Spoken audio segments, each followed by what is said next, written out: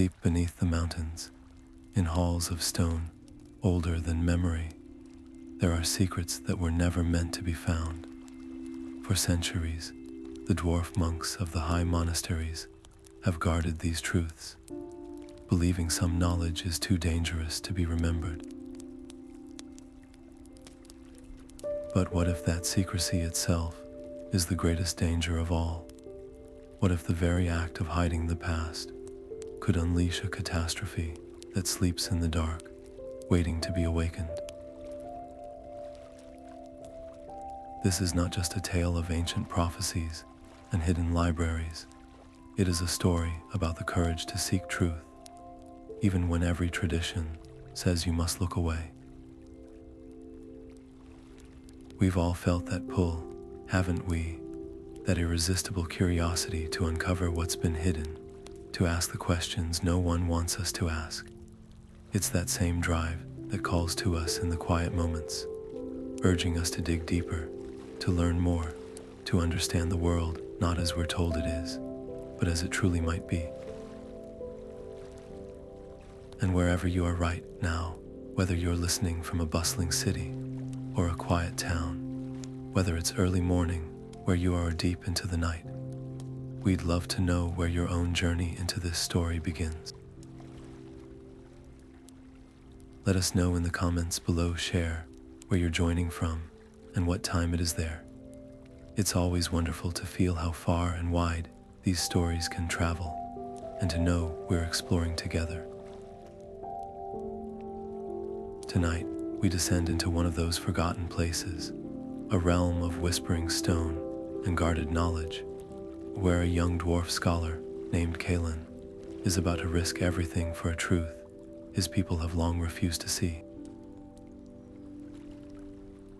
He has grown up surrounded by stories of the Great Cataclysm, a warning from the ancients that many now dismiss as myth. But Kaelen has studied the old texts, traced the patterns in the rock, listened to the faint tremors that shiver through the deep places, and he believes the danger is real. It is this belief that drives him toward the forbidden archives, knowing that if he is caught, he will be exiled from the only home he has ever known. Yet he goes anyway, stepping into shadows where few have walked for generations, because he knows that some truths are worth any risk. What he discovers there will change not only his fate, but the future of his entire civilization, and it all begins with a single step into the dark. The air in the Forbidden Archive is thick and still, tasting of dust and ages. Kaelen moves with a thief's caution, his heart a frantic drum against his ribs. The light from his glowstone casts long, dancing shadows across shelves laden with scrolls so ancient they threaten to crumble at a touch. He's searching for a specific kind of truth, not the dry histories approved by the elders, but the raw, unedited warnings from a time when his people feared the very rock they called home. His fingers brush against a cold, smooth surface, unlike the rough stone around it. Tucked away on a high ledge, as if deliberately hidden, is a crystal. It's about the size of his palm, perfectly clear, and seems to drink the light from his lamp, holding it deep within its core. Compelled by a curiosity stronger than his fear, he reaches for it. The moment his skin makes contact, a low, pure hum vibrates through his hand and up his arm, a sensation not of sound, but of deep, resonant energy. The crystal is alive with a power he's only read about in theoretical texts. As it thrums in his grasp, its vibrations travel through the air itself, and right before his eyes, the surface of a nearby stone tablet begins to change. Faint lines of light, like liquid silver, bleed up from the rock, forming intricate runes and script that had been utterly invisible moments before. This is it. The proof he desperately needed. The archives aren't just a repository of old stories. They are a living record, encoded and hidden, waiting for the right key to unlock them. His breath catches in his throat, a mixture of triumph and awe, but in his moment of revelation, he fails to notice the almost imperceptible shift in the chamber's atmosphere. A section of the wall behind him, carved with a geometric pattern, glows with a faint blue light for just a second before fading back to normal. The silent alarm has been tripped. High above in the inhabited levels of the monastery, a corresponding rune set into a guardian's chamber wall pulses once, then holds a steady, soft light. The breach has been detected. The hunt for the intruder has begun. The sharp clang of armored boots on stone echoes down the corridor, jolting Kaelen from his stunned reverie. The guardians are coming, and they are close. Panic, cold and sharp, lances through him, momentarily freezing his limbs. But years of scholarly study have not just been about reading old scrolls. They have been about understanding the minds of the builders, the architects who designed these subterranean labyrinths with both grandeur and paranoia. He knows the stories of bolt holes and servant passages, routes designed for the founders to escape siege or to move unseen. His eyes dart across the wall carvings, not seeing art but blueprints. There, a depiction of a dwarf forging a mighty axe. The hammerhead is a slightly different shade of stone, worn smooth by a touch no one living remembers. He slams his palm against it, with a grating rumble that sounds deafening in the tense silence. A section of the wall pivots inward, revealing a narrow, dark passage smelling of stale air and deep earth. He doesn't hesitate, squeezing through the opening just as the glow of guardian lanterns floods the chamber he's leaving behind. The passage is tight, forcing him to move sideways, the rough rock snagging on his tunic. He can hear shouted commands and the scuffling of search parties, but the sounds are muffled, becoming distant echoes as he pushes further into the mountain's gut. His own glowstone is his only companion, its light a shaky pool in the oppressive blackness. This is not the clean, ordered archive of the upper levels. This is the raw, structural skeleton of the monastery, a tangled web of natural fissures and cunningly disguised accessways. He relies on instinct as much as memory, choosing turns based on the faintest of drafts, or the specific type of lichen growing on the walls, knowledge gleaned from forgotten engineering treatises. He is moving downward, always downward, driven by the primal need to put distance between himself and his pursuers. The air grows colder, damp seeping through his clothes. After what feels like an age of frantic scrambling, the passage finally widens, opening into a small, circular chamber with a single, heavy stone door. This must be a way into the deeper storage vaults, a place he has only ever seen referenced on crumbling schematic scrolls labeled restricted. There is no handle, only a large, counterweighted lever set into the wall. Gasping for breath, he puts his full weight onto it, straining until ancient gears engage with a protesting shriek of metal on stone. The massive door begins to grind upward, revealing another dark passage beyond. He ducks under it, stumbling into the new space, and the moment he clears the threshold, the door slams down behind him with a final, thunderous crash that shakes the floor beneath his feet. The sound of the impact is absolute, a note of terrifying finality. Silence rushes in to fill the void, a silence so deep and complete it feels like a physical pressure on his ears.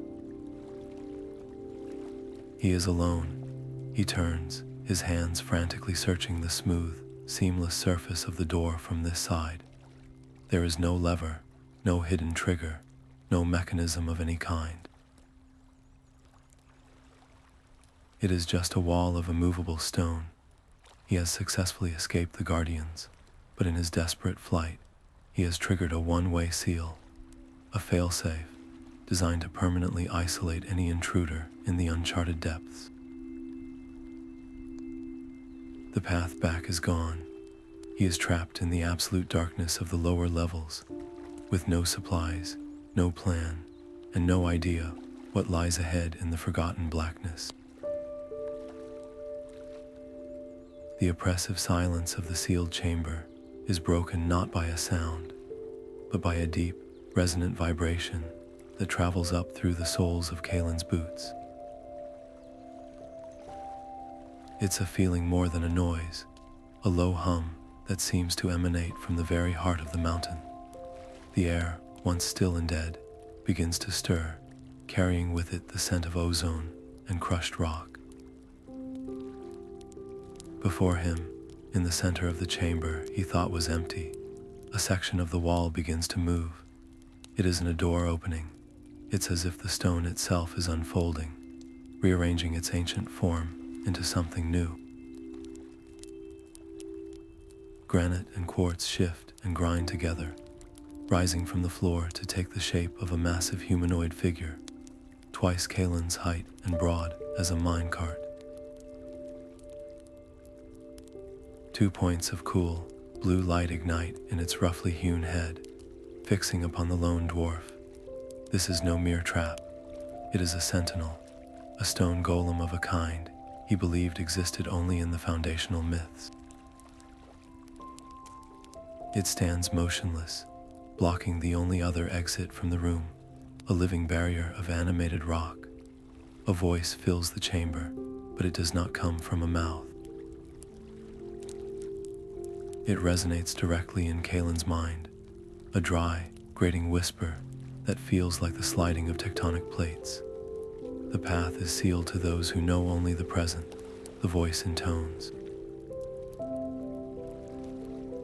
To pass, you must prove you remember the first word. Speak the name of the stone that was not stone, from which the first hall was hewn. Kaelin's mind races, his scholar's instincts battling his rising fear. This is a riddle, a test of knowledge, not of strength. The first word is a common motif in creation stories, but the stone that was not stone is a puzzle. He mentally rifles through the countless scrolls and histories he has consumed. He recalls tales of the founding, when the ancestors first delved into the mountain. They didn't just find caves, they discovered a place of immense natural power. And then he remembers an obscure, almost poetic line from a fragmented epic. They found the heart of the mountain, a pillar of living crystal, and with songs of power, they persuaded it to grant them shelter. The answer clicks into place. It wasn't a type of rock they used, it was a being, an entity. The founders didn't force their way in, they negotiated, they harmonized. The stone that was not stone was the mountain's own spirit, given form. The first hall was not hewn from a stone, Kaelen says, his voice steadier than he feels. It was shaped from the consent of the mountain's heart, a living crystal. The first word was not a name, but a promise, a song of mutual respect. The blue lights in the golem's eyes flare brightly for a moment. The grinding voice returns to his mind, but the tone has shifted from challenge to acknowledgement. The past is remembered. You may proceed, rememberer, but know that memory alone will not suffice in the trials to come. Deeper truths demand greater sacrifices. With those ominous words hanging in the air, the golem's form begins to sink back into the floor, its substance melting seamlessly into the flagstones until no trace of it remains. The way forward is now clear, a dark archway that had been hidden behind its bulk, but the victory feels hollow. The Guardian's warning echoes in his thoughts, transforming his simple quest for knowledge into something far more profound and perilous. He is not just an intruder in a restricted section. He is a participant in an ancient, ongoing ritual, and the archives are testing him. Each step forward is a step deeper into a conversation with history itself, and the next voice might not be so willing to simply ask a question. Beyond the archway lies a cavern that defies the very logic of the mountain. The walls, the ceiling, the very floor he walks on are encrusted with a forest of crystalline growths, each one pulsing with a soft, internal light that shifts through shades of deep blue and violet. It is not a light that illuminates. It is a light that reveals shadows within shadows, creating a disorienting, dreamlike space where depth and distance become impossible to judge. The air itself hums with the same energy he felt from the crystal, a constant, low-frequency vibration that tingles against his skin, and then he hears them. At first, he thinks it is the ringing in his own ears, a side effect of adrenaline and fear, but the sounds resolve, cohering into patterns, into whispers. They are not one voice, but many, a layered chorus of faint, urgent echoes that seem to come from everywhere and nowhere at once. They brush against his mind like cobwebs, their words half lost, as if traveling a vast distance through time and solid rock. The seal weakens with every turn of the deep wheel. One voice murmurs, its tone etched with a timeless anxiety. Find the words, the old words, before the dreaming ends, insists another, more desperate whisper. They speak of a sleeping doom, a breathing stone, a heart that must not quicken. The warnings are clear in their intent. Something catastrophic is stirring, but infuriatingly vague in their details. Is it a beast, a geological event, a sentient force? The voices offer no answers, only a pervasive, ancient dread. They do not just speak of danger, they offer a path. The whispers seem to gather and flow, like a stream of sound, guiding him toward one particular section of the cavern wall. It appears no different from any other, a complex tapestry of amethyst clusters and dark, basaltic stone. But the voices are most persistent here, a overlapping chant of here, here, behind the seeing stone. Kalin reaches out, his fingers tracing the cool, faceted surface of a large, central crystal. As he makes contact, the whispers surge in volume for a single, crystalline moment, and he receives a flash of understanding, a memory, not his own. He sees, in his mind's eye, a sequence, a hand pressing 5 specific points on the wall in a particular order. He blinks, and the vision is gone, but the knowledge remains, burned into his memory as if he had always known it. He follows the ghostly instruction, pressing the seemingly random nodules of rock. With the final press, there is a deep, resonant click that feels like it travels through the bones of the mountain itself. A section of the wall, perfectly disguised amidst the natural formations, swings inward without a sound, revealing a yawning darkness that smells of old parchment, dry air, and something else, something metallic and sharp, like ozone after a lightning strike. The whispers swell in a final, unified sigh of relief, then fade away, leaving behind only the ever-present hum of the crystals. He is left standing at the threshold of a discovery greater than he ever imagined, but the echoing warnings cling to him. He has found the path, but the urgency in those fragmented messages, has transferred itself to him completely. He is no longer just a scholar seeking proof. He is a messenger racing against a clock he cannot see, for a doom he cannot name. The darkness beyond the whispering wall is not the empty black of a simple cave, but a profound, velvety absence of light that seems to swallow his tiny glowstone whole. Kaelen takes a hesitant step forward, and as he crosses the threshold, the chamber behind him vanishes, not with a slam of a door, but with a silent, seamless closing of the stone. He is now utterly committed to this new space. For a long moment, nothing happens. He stands frozen, his breath held, waiting for another guardian, another test. Then, a soft, rhythmic pulsing begins. It starts at the far end of the room and sweeps toward him like a gentle wave, as if the very air is awakening.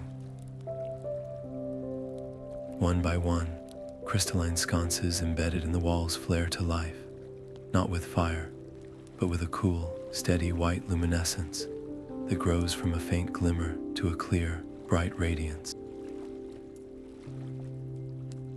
The light reveals a sight that steals the air from his lungs. He is standing in a library, but it is unlike any repository of knowledge he has ever seen in the upper monasteries. The room is vast, a grand, circular hall whose domed ceiling is lost in shadow high above. The walls are not built from blocks of stone. They are the living rock of the mountain itself, sculpted into sweeping, graceful arches and countless shelves that flow seamlessly from the floor to the unseen heights. And every single shelf is filled. There are scroll cases carved from obsidian and tied with silver wire. There are tablets of slate inscribed with minute, precise runes that seem to shimmer. There are books bound in what looks like fossilized leather and metal leaf, their spines etched with titles in a dialect of Dwarvish so ancient, it is nearly unrecognizable. The sheer scale of preserved history is overwhelming, a treasure trove that makes the forbidden archive he just fled seem like a child's, scribbling by comparison. This is the truth that was hidden. This is the knowledge the elders were so desperate to protect, or to suppress. His initial impulse is to rush to the nearest shelf and devour everything he can, but he quickly realizes the library is not organized in any system he understands. There are no clear sections, no guiding labels. Instead, the entire space feels like a single, immense, and intricate machine. Delicate arms of bronze and crystal arc between shelves, tipped with lenses and polished gems, currently still and silent. On the floor, inlaid in veins of gold and copper, are complex geometric patterns that intersect at large, circular plates of dark, polished stone. He approaches one of these central plates, drawn by a faint, familiar hum. It is the same energy he felt from the crystal, the same resonance from the Chamber of Echoes. As he draws nearer, a section of the wall directly opposite him begins to glow. A map etches itself into the rock surface in lines of soft blue light, a breathtakingly complex cartography of tunnels, chambers, and vast caverns that delve into depths his people's current maps mark only with the words "Here be doom." This is it. This is the path, but as he reaches out, hoping to trace a route, the image flickers and dissolves. In its place, a series of glowing runes appears, arranged not in a sentence, but in a complex, three-dimensional shape that floats in the air just above the stone plate. He understands instantly. This library does not offer its secrets freely. It is a vault that requires a key, and the key is not a physical object, but an intellectual one. The knowledge here is protected by a series of interlocking puzzles. To access the map, he must first solve the runic shape. To read a scroll on harmonic rituals, he might need to first understand a treatise on geological pressures. Each piece of information is a gear in a colossal intellectual engine, and to turn one, he must first engage another. It is a system designed not to hide the knowledge away forever, but to ensure that only someone with the breadth and depth of understanding to actually use it wisely could ever gain access. The realization is both exhilarating and daunting. He is standing in the greatest repository of dwarf lore in existence, and to save his people, he must first prove he is worthy of its wisdom by solving the most challenging puzzle of his life. The first tremor is so faint, he almost mistakes it for the thrum of his own racing heart, a slight shudder that travels up through the soles of his boots, a vibration in the air that makes the dust motes dancing in the crystalline light shiver for a fraction of a second.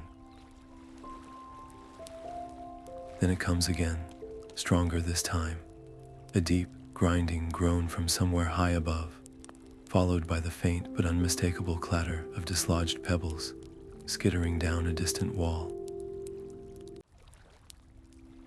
Kalin freezes, his hand hovering over a slate tablet he was attempting to decipher. That was no natural shift in the mountain's bones.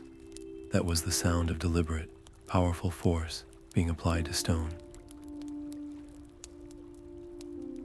The Guardians are not just searching, they are excavating. They are dismantling the very passages he used, methodically clearing the debris from the sealed door, or perhaps even boring a new tunnel straight down toward him.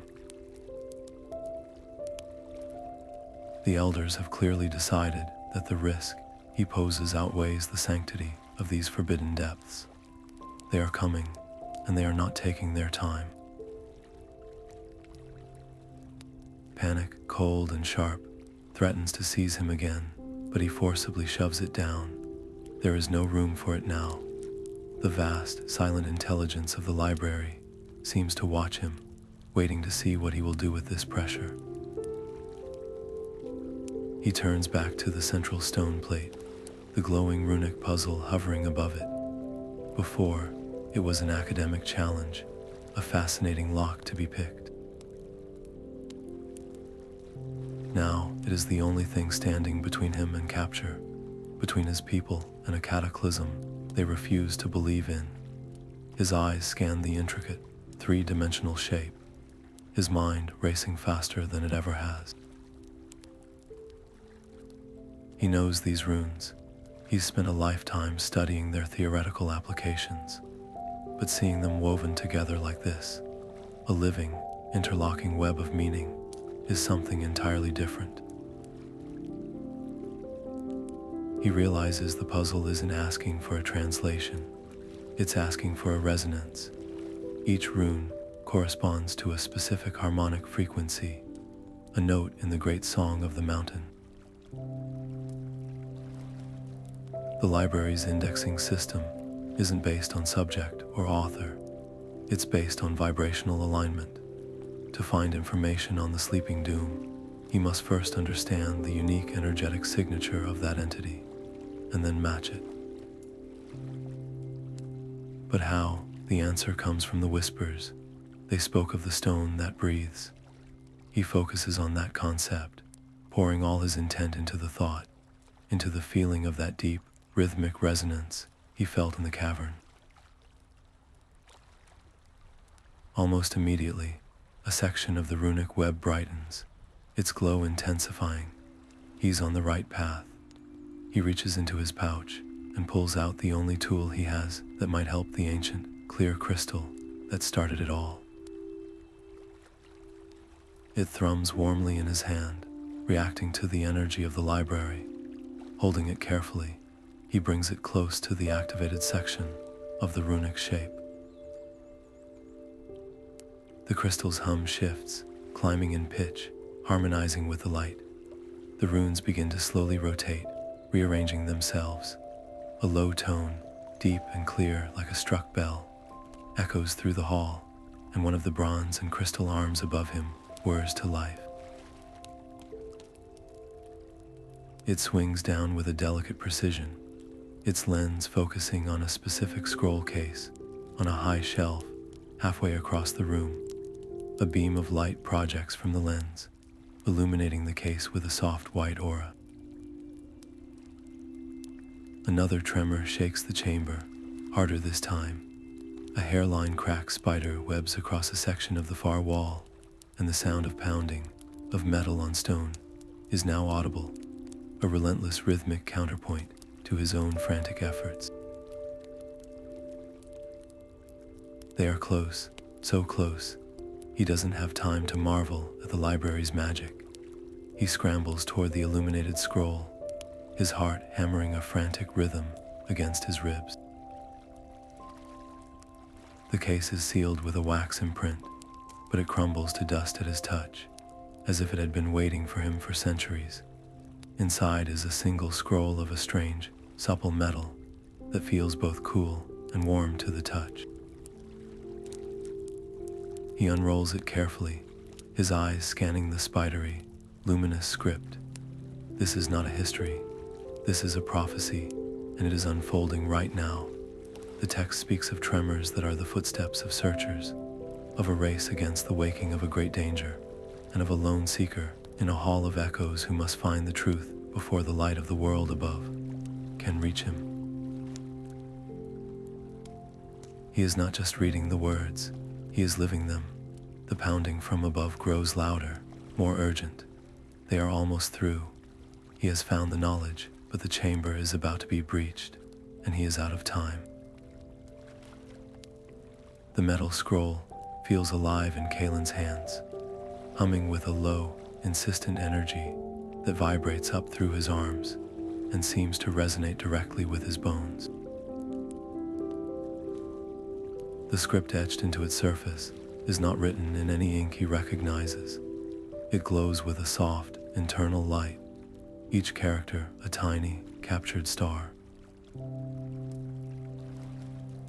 As his eyes race across the lines, the words seem to shift and rearrange themselves slightly, translating from the most ancient form of Dwarvish into a language his mind can instinctively understand. This is not a simple historical account. It is a living document, a warning system crafted by his ancestors to only reveal itself to one who truly understands the peril it describes. And what it describes chills him to his very core. The text speaks of the stone that breathes. The name is not metaphorical. According to the scroll, the deepest heart of the mountain is not inert rock, but a vast, slumbering consciousness, a primordial entity of immense geological power that the first dwarves did not build alongside, but discovered and ultimately imprisoned. They found it not as a monster to be slain, but as a force of nature, a being whose very dreams shaped the tectonic plates, and whose restless turning could unmake continents. In an age of unparalleled power and wisdom, the founders did not fight it. Instead, they performed a great working of harmony, a ritual of immense complexity that sang the entity into a deep, peaceful slumber, binding its chaotic energy with a network of harmonic runes placed at key ley line intersections throughout the underworld. But a prison, no matter how ingeniously crafted, is not eternal. The prophecy details with terrifying clarity how the slow, grinding shift of the world's tectonic plates, the very geological processes that span millennia, has begun to strain the ancient bonds. The harmonies are falling out of tune, the runes are weakening, and with each passing century, the stone that breathes stirs a little more from its enchanted sleep. Its breathing is not a biological function, but a release of immense telluric energy. The tremors they've been feeling are not mere geological events. They are the size of a slumbering giant, growing stronger and more frequent as it nears consciousness. A full awakening would not be an earthquake, it would be an uncreation, a shattering of the mountain's foundation that would consume their entire civilization in a single catastrophic exhale. The solution is as elegant as it is daunting. The entity cannot be destroyed, only soothed back into its slumber. This requires re-establishing the great harmony, the precise sequence of sonic and runic activations that his ancestors used. But herein lies the most devastating part of the revelation. The knowledge of this ritual was never held in one place. Fearful that such power could be misused, the founders fragmented the complete ritual across 3 great libraries, encoding each part in a different system of thought. One library holds the theory of the runes themselves, their shapes, their meanings, their individual frequencies. Another contains the cartography of power, the exact locations within the mountain where these runes must be activated, a map of the world's energetic veins. And the third, most crucially, guards the score, the precise sequence and timing, the music of the spheres that must be played upon the stone to bring peace. To succeed, a seeker would need to master all 3, to become an archivist, a cartographer, and a composer simultaneously. It is a task designed for a committee of the greatest minds of a generation, not a single exiled scholar. The weight of this realization presses down on Kalin, a physical burden that makes his shoulders slump. He holds in his hands the undeniable truth of the coming doom and the theoretical key to its prevention. But the practical means to achieve it are scattered, hidden, and protected by puzzles he has only just begun to understand. The pounding from the guardians above is a frantic drumbeat, underscoring his despair.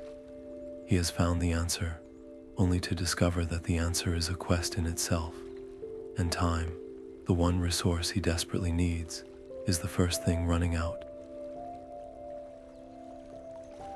The grinding from above reaches a deafening crescendo, a storm of shattered rock and shouted commands, and then with a final, explosive crack, a section of the ceiling gives way. Dust and debris billow into the library, and through the cloud, a figure clad in the polished steel and leather of the monastery guardians drops into the room, landing in a defensive crouch. It is Lorin, a veteran warden known for his unwavering dedication to the Elder's laws. His helmet is off, clutched in one hand, and his face is a mask of grim determination, his eyes scanning the room with a warrior's precision before locking onto Kaelen. In his other hand, he holds not a weapon, but a heavy-duty glow rod, its beam cutting through the settling dust like a blade. You have committed a grave transgression, scholar. Lorin's voice is low and steady, but carries the weight of absolute authority. The archives are sealed for the protection of all. You will come with me now and face the judgment of the council. He takes a step forward, his boots crunching on the fallen stone. Kaelen stands his ground, his heart hammering, but he does not cower. Instead, he holds up the glowing metal scroll, its otherworldly light casting strange shadows across both their faces. Judgment is already upon us, Lorin, Kaelen says, his voice strained but clear. But it is not the council's to deliver. It comes from the deep, and it does not care for our laws. He doesn't try to run or fight. He knows he would lose in an instant. Instead, he does the only thing he can. He appeals to the Guardian's core duty, to protect. They told you I was a reckless fool, disturbing sacred ground. But they did not tell you why the ground is truly sacred, or what it truly holds. Read this. Feel it, Then tell me I am wrong. He offers the scroll. For a long, tense moment, Lorin simply stares, his jaw clenched. The sounds of other guardians still working to clear the hole above them echo down. Then, slowly, skepticism, warring with a deep-seated curiosity, Lorin reaches out and takes the metal sheet. The moment his fingers make contact, his entire body goes rigid. His eyes widen, not with fear, but with a dawning, horrific comprehension. The scroll does not just show him words, it imparts a feeling, a deep, primal vibration of wrongness, of a foundation cracking, of a pressure building to an unbearable degree. He sees in flashes what Kaelen saw, the breathing stone, the fraying harmonies, the cataclysm poised to unmake their world. He sees the truth of the prophecies he was taught to dismiss as children's tales. The stern set of his shoulders loosens. The scroll trembles in his hand. He looks from the ancient text to Kaelin's desperate, earnest face, and then up at the hole, leading back to the world of rules, an order he has sworn to uphold. The conflict is written plainly in the tight line of his mouth. His loyalty to the chain of command is the bedrock of his identity. But this new truth, this visceral, undeniable proof of a greater duty, shakes that foundation to its core.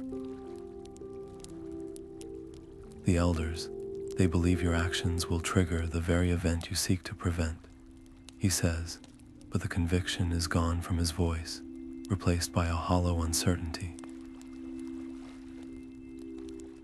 And what if their fear is the trigger? Kaelen counters softly. What if silence is the greatest danger of all? The silence that follows this question is heavier than the mountain above them. Lorin looks at the intricate, impossible library around them, a place whose very existence proves the elders have been keeping more than just old scrolls locked away. They have been keeping secrets that threaten everyone. Finally, with a heavy sigh that seems to carry the weight of his entire life's purpose, Lorin hands the scroll back. The decision is made. They will be down here in moments, he says, his voice all business again, but his purpose utterly transformed. I can bar the passage, slow them down. It will not hold them long, but it may buy us the time we need. He turns and moves with a soldier's efficiency toward the breached ceiling, using his strength to shift a massive, fallen lintel into a makeshift barricade. The act is one of definitive rebellion. There is no going back for him now. As he works, the tension between them remains a palpable force. They are allies of circumstance, bound by a shared truth, but divided by their pasts. Lorin moves with the confident stride of a warrior in familiar territory, while Kaelen thinks with the frantic energy of a scholar in a race against time. They will have to learn each other's languages, to trust instincts that are fundamentally opposed. Lorin's every glance back at the sealed entrance is tinged with a deep, personal unease, a lifetime of conditioning screaming that this is wrong. But his hand is steady on his glow rod as he turns to Kaelen. You found this place. You understand its logic. Where do we go now? The prophecy mentioned other libraries. The path forward is into deeper darkness, and they will have to walk it together. Two unlikely partners balancing on a knife's edge between salvation and utter ruin. The path beyond the barricaded library entrance leads them into a narrow, winding tunnel that seems to coil ever downward like a stone serpent. The air grows colder and thinner, and the only sounds are the scuff of their boots on rock and the steady, rhythmic drip of moisture from some unseen source high above.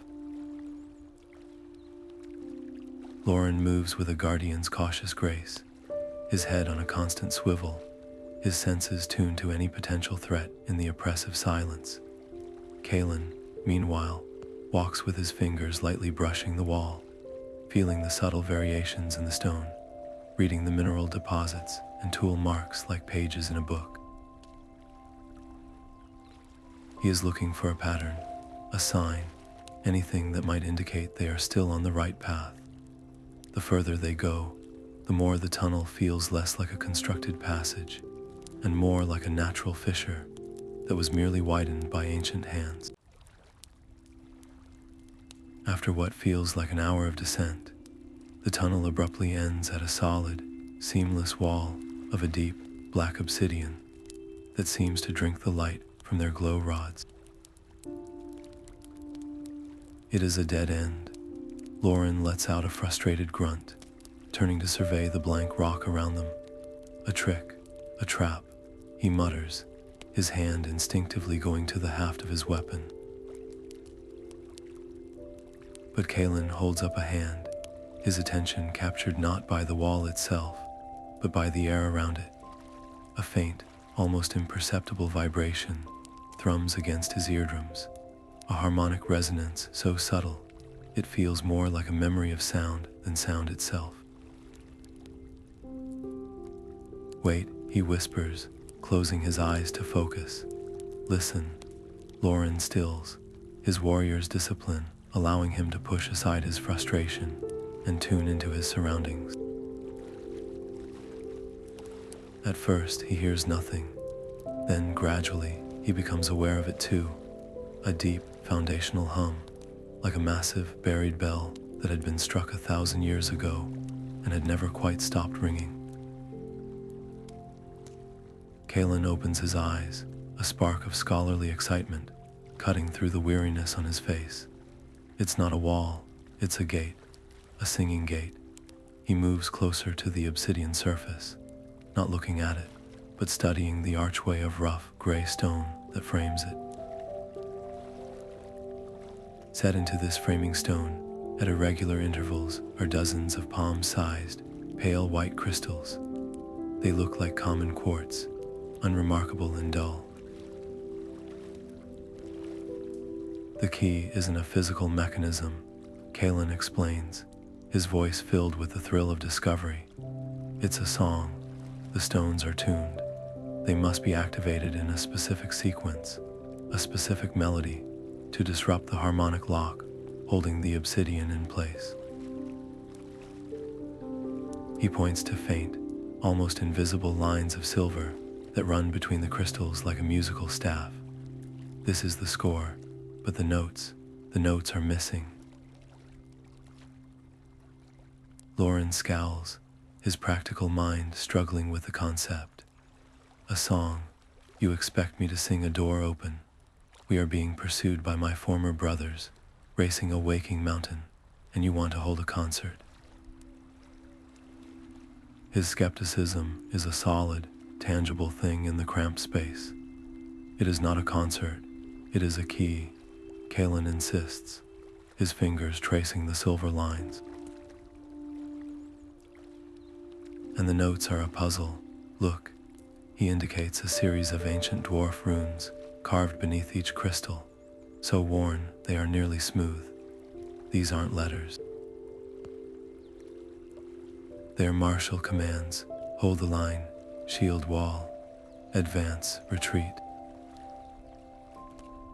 Their battle cues. He turns to Lorin, a new understanding dawning. My knowledge found the lock, but your knowledge holds the key. The melody is a battle hymn. You must know it. The hymn of the first vanguard, the song sung to steady the ranks before the forging of the deep holds. Recognition flashes in Lorin's eyes, followed by profound reluctance. The hymn is sacred, a piece of history used only in the most solemn of guardian ceremonies. To use it here, in this forbidden place, feels like a desecration. But he looks at Kaelen's desperate, hopeful face, and he feels the ever-present, deepening tremor in the stone beneath his feet. The mountain does not care for ceremony. With a resigned sigh, he nods. I know the melody, but the sequence. You are the sequence, Kaelen says, pointing at the runes. The commands dictate the order. You must hum the melody, but only the phrases that correspond to these cues, in this order. You are not just singing, you are reenacting an ancient battle strategy through sound. Lorin takes a steadying breath, pushing his personal discomfort aside. He closes his eyes, calling upon decades of muscle memory, of chanting this very hymn in unison with 100 other voices in the great hall. He finds the starting note deep in his chest, a low, resonant hum.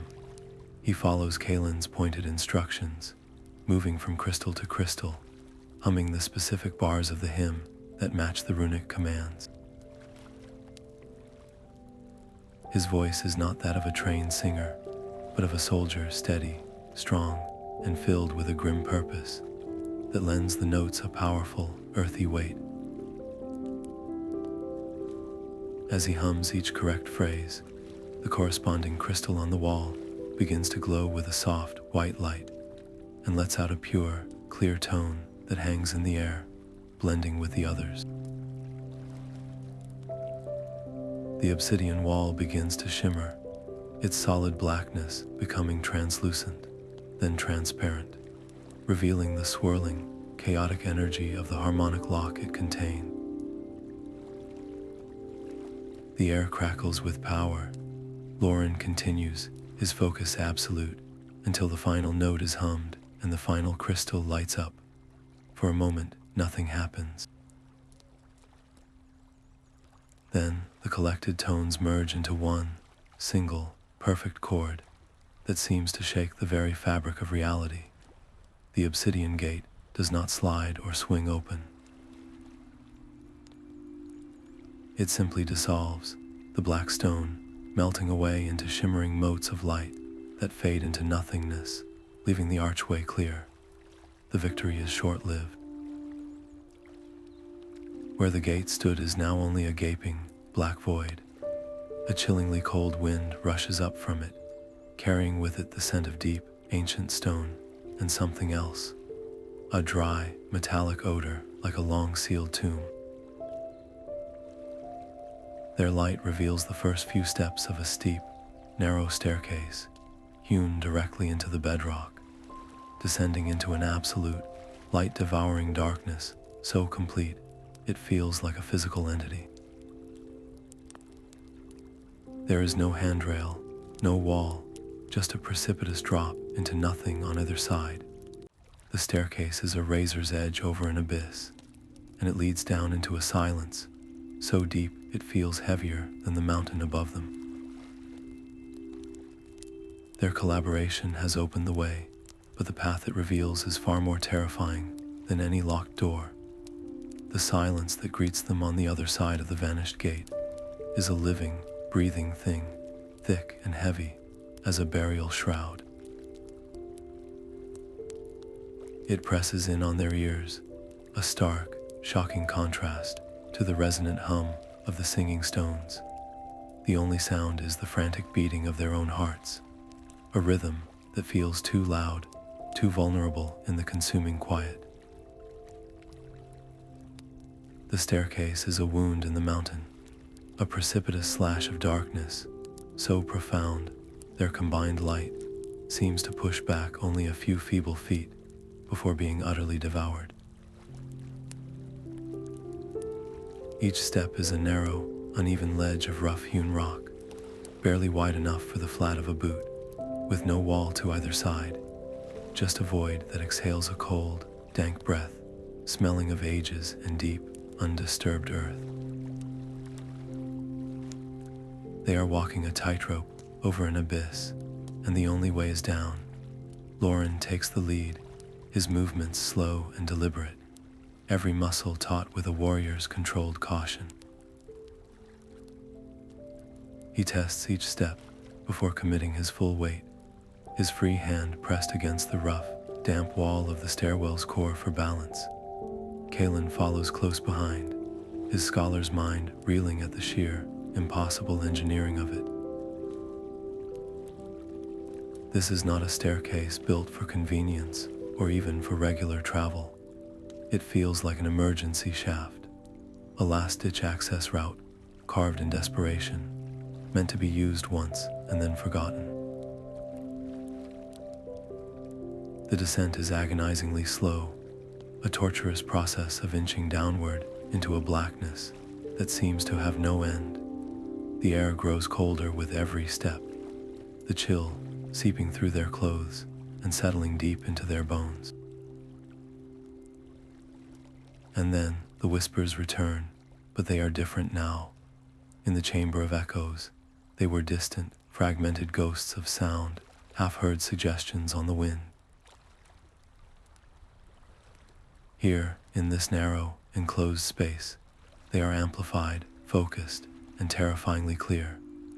They are no longer a chorus of many voices, but have coalesced into a single, relentless stream of urgent communication that seems to come from the stone itself, speaking directly into their minds. The words are no longer cryptic prophecies. They are clear, desperate warnings. Turn back. The mountain seems to breathe into their ears. The watcher stirs. Its sleep is thin. You walk on the shell of its dream. The tone is not malevolent, but profoundly, anciently fearful, as if the very rock is terrified of what they are about to disturb. The urgency in the whispers is a tangible force, a pressure that makes Kaelin's skin crawl. He can feel the truth of it in the vibrations that travel up through the stairs themselves, a deep, slow, rhythmic pulse that has nothing to do with their footsteps. It is the feeling of a great heart beating somewhere far below, a ponderous, sleeping rhythm that is gradually, inexorably beginning to quicken. Each thrum is a little stronger than the last, a little closer to the surface. They are not just descending into the deep, they are descending into the entity, moving closer to the source of the stone that breathes. It is Lorin who feels it first. He freezes mid-step, holding up a clenched fist in the universal signal to halt. His head is cocked, his entire body rigid with concentration. Do you feel that? He whispers, his voice barely a breath, yet it seems to echo in the stifling silence.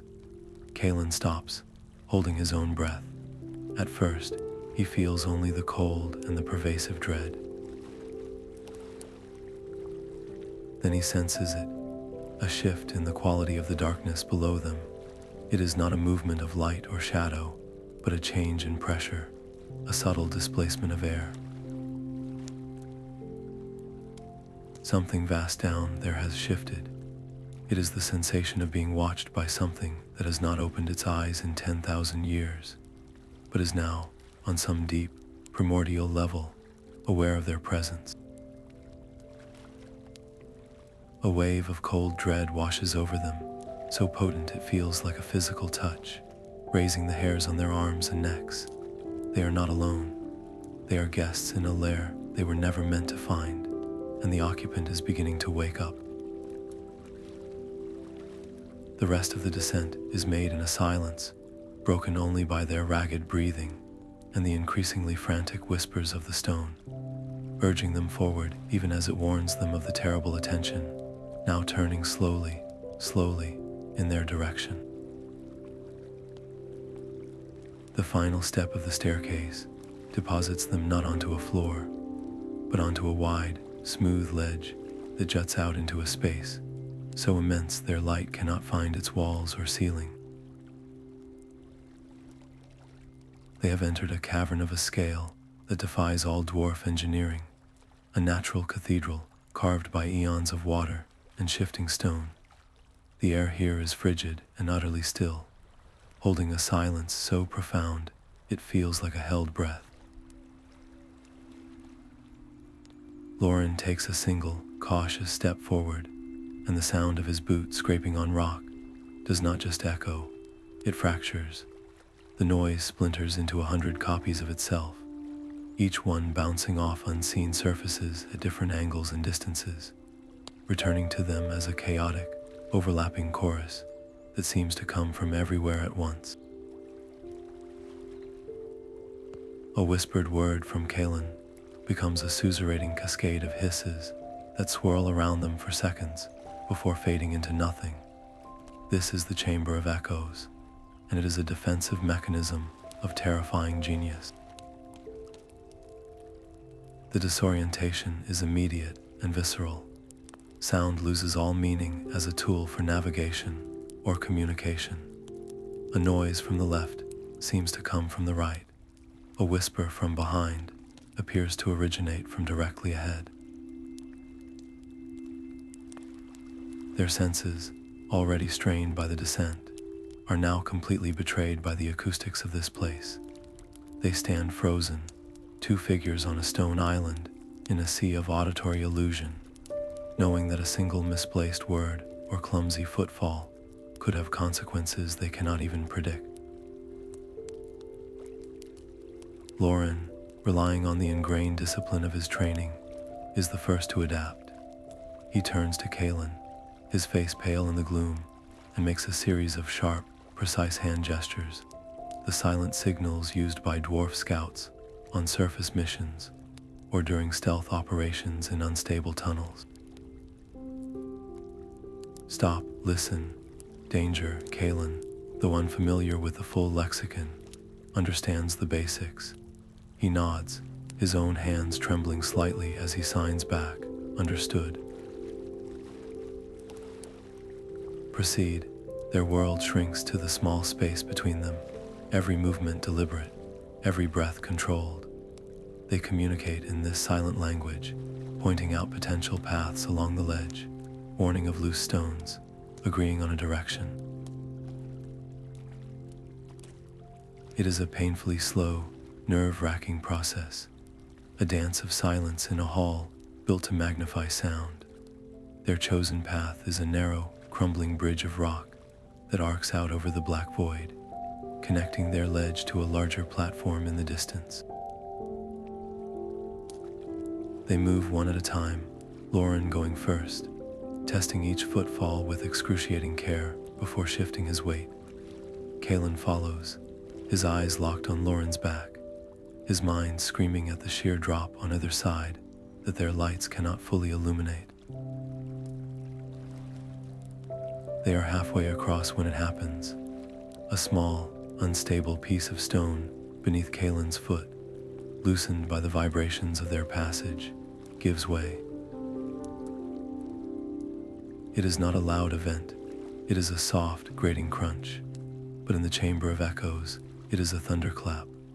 The sound amplifies instantly, multiplying and reflecting, transforming the tiny crunch into a rolling, grinding avalanche of noise that seems to shake the very air.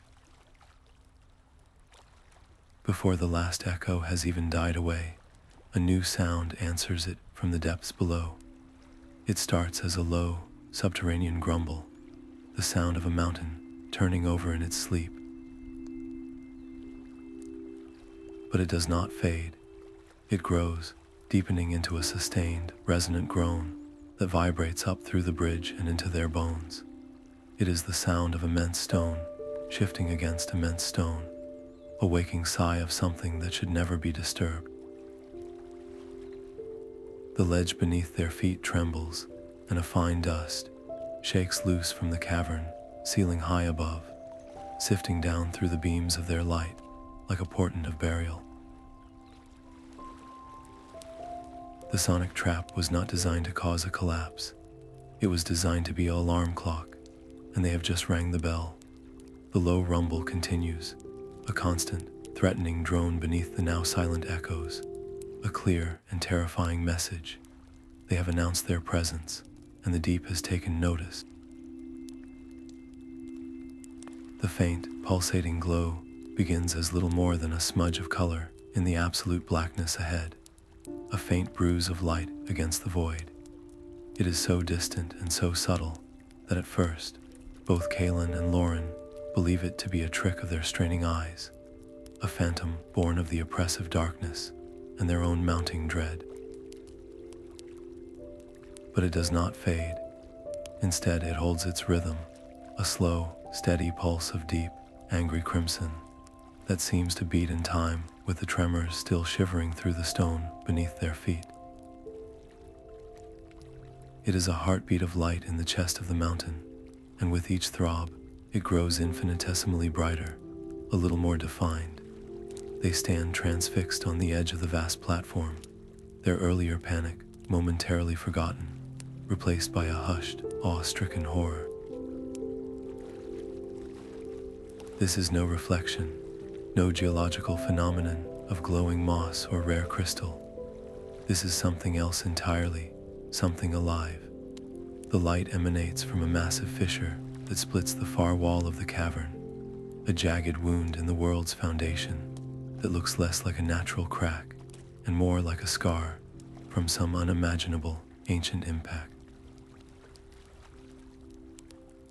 From this impossible distance, they can sense the sheer scale of it, a rent in the stone wide enough to swallow their entire monastery whole.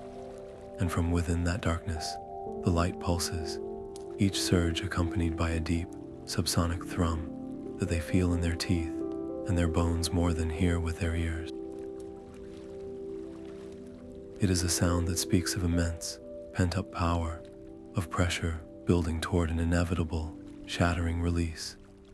The air itself has changed, charged with a strange energy that makes the hair on their arms stand on end and leaves a metallic tang on their tongues, like the taste of a storm moments before the lightning strikes. Kalen's hand moves instinctively to the pouch at his belt, his fingers closing around the clear, resonant crystal that first revealed the hidden script. The moment he touches it, the stone comes alive in his grasp, not with its usual warm hum, but with a violent, frantic vibration that is almost too painful to hold. It thrums against his palm, its frequency a perfect, terrified mirror of the distant, pulsing light. It is no longer a key, it is a seismograph, measuring the rising agitation of the entity ahead. He doesn't need to pull it out to look. He can feel the truth of it resonating up his arm, a confirmation so physical and undeniable that it steals the breath from his lungs. Every word of the prophecy, every cryptic whisper from the echoes, every warning from the ancient scrolls, it was all true. The stone that breathes is not a metaphor. It is a reality, and it is waking up right in front of them. Lorin does not have a crystal to confirm what his eyes are seeing, but he has a soldier's understanding of threat assessment.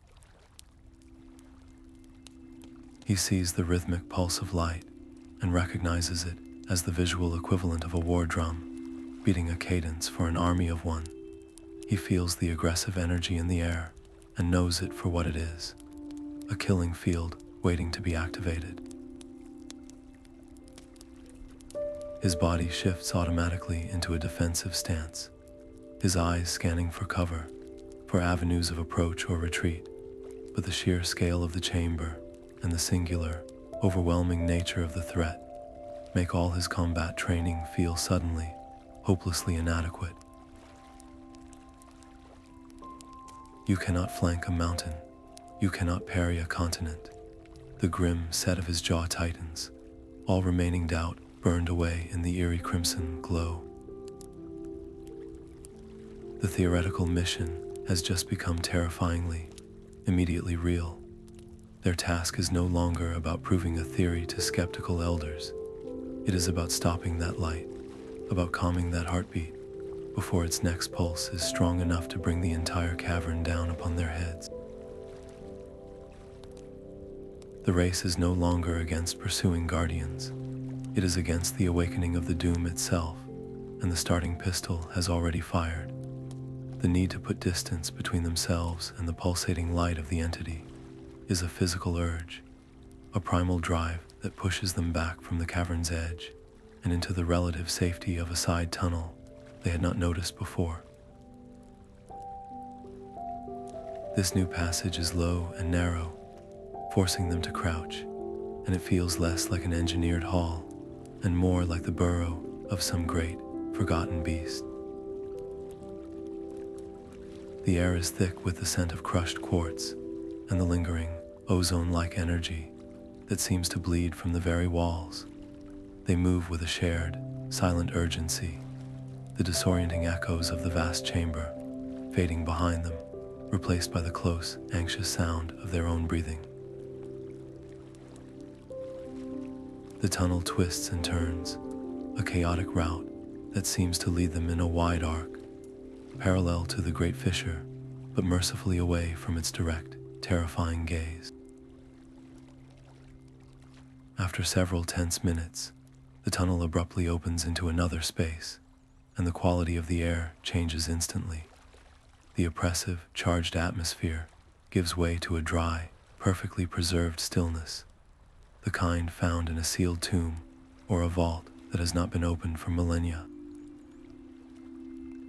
Kalin raises his glow rod, and the light reveals a sight that makes his scholar's heart ache with a potent mixture of wonder and despair. This is the second library, but it is a library under siege by time itself. The chamber is smaller than the first, its architecture more intimate, with walls carved into intricate, flowing patterns that mimic the natural flow of water, wind, and earth. It is a temple dedicated to the elements, to the fundamental forces the ancient dwarves sought to understand and harmonize, but the beauty is fractured. Sections of the ceiling have collapsed, and great slabs of rock lie amidst the ruins of shattered bookshelves, their precious contents pulverized into dust and unrecognizable fragments. What remains intact is a heartbreaking mosaic of survival and loss. Delicate scrolls, protected by cunningly designed stone cylinders, lie next to piles of debris where other knowledge has been utterly erased. The walls are covered in magnificent, sprawling murals depicting the Great Harmony, ritual complex sequences of runes being activated by long-bearded figures who channel power from the living stone itself.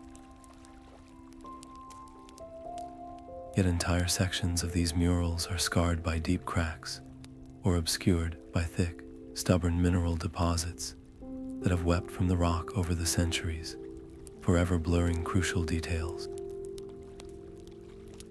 Kaelen moves through the devastation with a reverent, horrified caution, his eyes darting from one salvageable piece to the next. He finds a mostly intact slate tablet propped against an overturned lectern. Brushing away the dust, he reveals a schematic of the mountain's interior, but a large chunk of the slate is missing, taking with it the annotations for 2 of the 3 key activation chambers. On a nearby pedestal, a scroll woven from strands of metal and crystal remains miraculously whole. He unrolls it carefully, his fingers trembling. It details the theory of elemental attunement, explaining how each rune corresponds to a specific frequency that can either agitate or soothe the mountain's heart. The text is brilliant, revolutionary, and it confirms his every theory. But the final section, the practical instructions for the sequence and timing of the activation, is a jagged, torn edge. The most critical knowledge has been ripped away. The full, devastating scope of their task crashes down upon him. He looks from the torn scroll to the cracked mural, to the shattered remnants of other texts, and the truth becomes horrifyingly clear. The ritual was never meant to be performed by a single person, or even 2. It was a symphony of precision, requiring a coordinated effort across the breadth of the deep realms. The harmony isn't achieved in one place. It is woven from 3 separate locations, each one responsible for a different part of the elemental spectrum: foundation, flow, and frequency. The runes in one chamber establish a stabilizing baseline, grounding the entity's energy.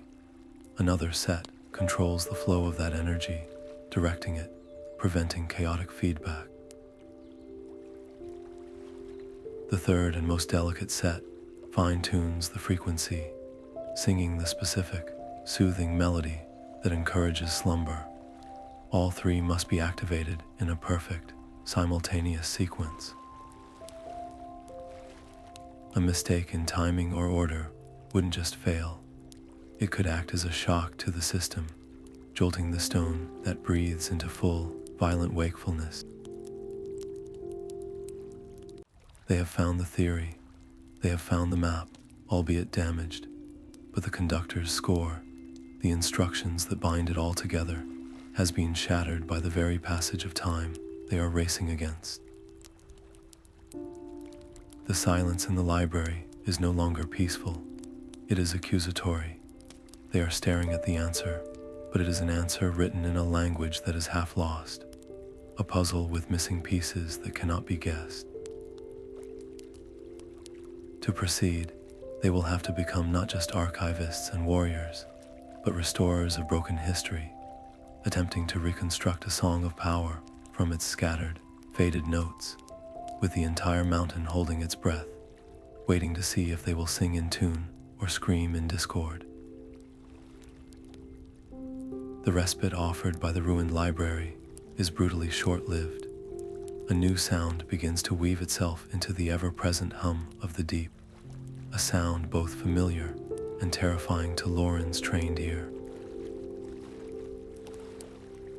It is the distant, rhythmic clang of armored boots, moving in formation, the sharp, guttural calls of squad leaders coordinating a search grid, and the unmistakable scrape of heavy tools being used to clear blocked passages. These are not the sounds of a tentative pursuit. They are the sounds of a full-scale mobilization. The elders have not just sent a few guards to retrieve a wayward scholar. They have committed a significant force, a clear indication that their fear has curdled into outright panic. They are no longer trying to capture Kaelen. They are trying to contain him, to seal him and his dangerous ideas away before they can, in their view, crack open the world. Lorin moves to the library's entrance, pressing his ear against the cold stone of the tunnel wall, his eyes close in concentration, his face a grim map of understanding. They're using the old military channels, he murmurs to Kaelen, his voice tight. The same routes we'd use for a cave and rescue or a purge of vermin from the deep granaries. They're moving fast, and they're methodical.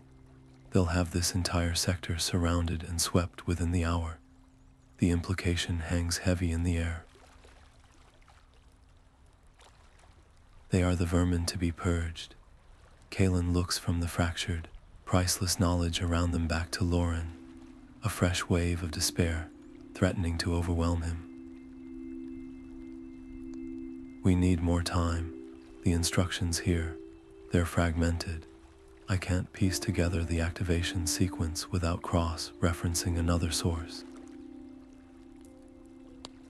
If we're caught now, he doesn't need to finish the sentence. All of this, the discovery, the proof, the desperate hope, will be for nothing, buried under the Elder's fear and the mountain's collapse. Lorin's gaze sweeps over the library, not as a scholar, but as a tactician. He is no longer just a rebel. He is a warden, using his expertise against his own. He knows these patrol patterns, these search protocols. They are etched into his muscle memory. They will be converging from 3 main arteries, he says, his voice dropping to a strategic whisper. He uses a piece of fallen shale to scratch a rough map onto the dusty floor. The main approach is here, the most direct route, but their commander, Brinjar, is cautious. He will also send a flanking team through the hydrology conduit here. He points to a narrower tunnel on his makeshift map, and a smaller, faster squad will be rappelling down the ventilation shaft to cut off any retreat. His knowledge is a double-edged sword, a painful reminder of the life he has turned his back on, but now their greatest asset. The main group is the hammer. Lorin continues, his mind racing through possibilities. We cannot fight them, but we can misdirect the hammer, make it swing at empty air. He points to the hydrology conduit on his map. That tunnel is narrow, and it floods during the spring melt. The walls are unstable. A controlled collapse there would create a significant diversion. It would sound like a full tunnel failure. Brinjar would be obligated to redirect the bulk of his force to investigate, fearing we were trapped or killed in the slide. It would create a window, a small one. The plan is born from necessity, but its execution carries a terrible cost. Creating the collapse requires them to backtrack, to move toward the sound of the approaching guards instead of away, wasting precious minutes they do not have. It means using their limited tools not for discovery, but for destruction, damaging the very ancient architecture they are fighting to save. And most of all, it means trusting that Lorin's understanding of his former brothers in arms is perfect. A miscalculation in timing, and they will literally bring the roof down on their own heads, or worse, spring the trap right onto themselves. They move quickly, Lorin leading the way back into the narrow conduit. The sound of the search party is louder now, close enough to distinguish individual voices. The air grows damp, and the walls gleam with seepage. Lorin finds what he's looking for, a section where the ceiling is a treacherous jumble of cracked limestone and loose shale, supported by a single, ancient timber beam that is visibly rotten and sagging. There, he says, his voice barely a breath. That beam, if we can shock it, the vibration should be enough to trigger a chain reaction. Using the pommel of his weapon and a hefty piece of fallen rock, Lorin begins to strike the critical beam, not with wild force, but with precise, measured impacts designed to travel through the stone and exploit its weaknesses. Each blow is a calculated risk, each impact echoing far too loudly in the confined space. Kalin can only watch, his heart in his throat, clutching the precious, fragmented scrolls they manage to salvage. With a final resonant thud, a sharp crack splits the air. The beam groans in protest, and a shower of grit and small stones rains down. For a terrifying second, nothing happens. Then, with a deep, grinding roar that shakes the entire tunnel, a section of the ceiling gives way, collapsing in a cloud of dust and shattered rock that completely seals the passage behind them. The diversion is a success. Almost instantly, they hear the sounds of the search party shift from a methodical advance to shouts of alarm and urgent commands, redirecting the main force toward the source of the collapse. But their victory is Pyrrhic. They are now covered in dust, their ears ringing, and they have lost vital time and burned a potential escape route. More importantly, they have escalated the conflict from a chase to a battle of wits and wills. The elders now know they are not just dealing with a frightened scholar, but with a resourceful, dangerous fugitive who is willing to damage the deep places to avoid capture. The pursuit will not lessen after this. It will become fiercer, more determined, and far less merciful. The window Lorin bought them is already closing, and they must now move faster than ever, with the consequences of any mistake magnified 100-fold. The dust from their controlled collapse hangs thick and heavy in the air of the narrow side tunnel, catching in their throats and coating their tongues with the bitter taste of powdered stone. For a long moment, the only sounds are their ragged breathing and the frantic, fading shouts of the diverted search party. The immediate danger has passed, but the act has left a different kind of residue, one that settles not in their lungs, but in their spirits. Lorin leans heavily against the tunnel wall, his head bowed, the knuckles of his hand white where they grip his glow rod. The grim determination that has carried him this far seems to have crumbled along with the ceiling, leaving behind a hollowed-out exhaustion. He does not look at Kaelen when he speaks, his voice a low, gravelly thing stripped of its usual command. They will call it treason, he says, the words barely more than a whisper, yet they seem to echo in the sudden, fraught silence between them. Not just disobedience, not just rebellion, treason. The punishment for that is not exile, Kalin. It is erasure. He finally turns his head, and the look in his eyes is one of profound, personal loss. Our names will be struck from the clan records. Our families will be instructed to speak of us as if we never were. Every achievement, every memory, every mark we have ever made on our people. Gone, we will become ghosts in our own history, a cautionary tale told to frighten children into obedience. We will have no place, no home. The confession hangs in the air, a weight far heavier than the mountain above them. It is the articulation of the fear that has been shadowing his every step since he chose to bar that library door. For a warrior like Lorin, whose entire identity is woven from the threads of duty, honor, and loyalty to his community, this is a fate worse than any physical death the deep tunnels could offer. He is not just risking his life, he is volunteering for a spiritual annihilation, consenting to become nothing but a negative space in the story of his people.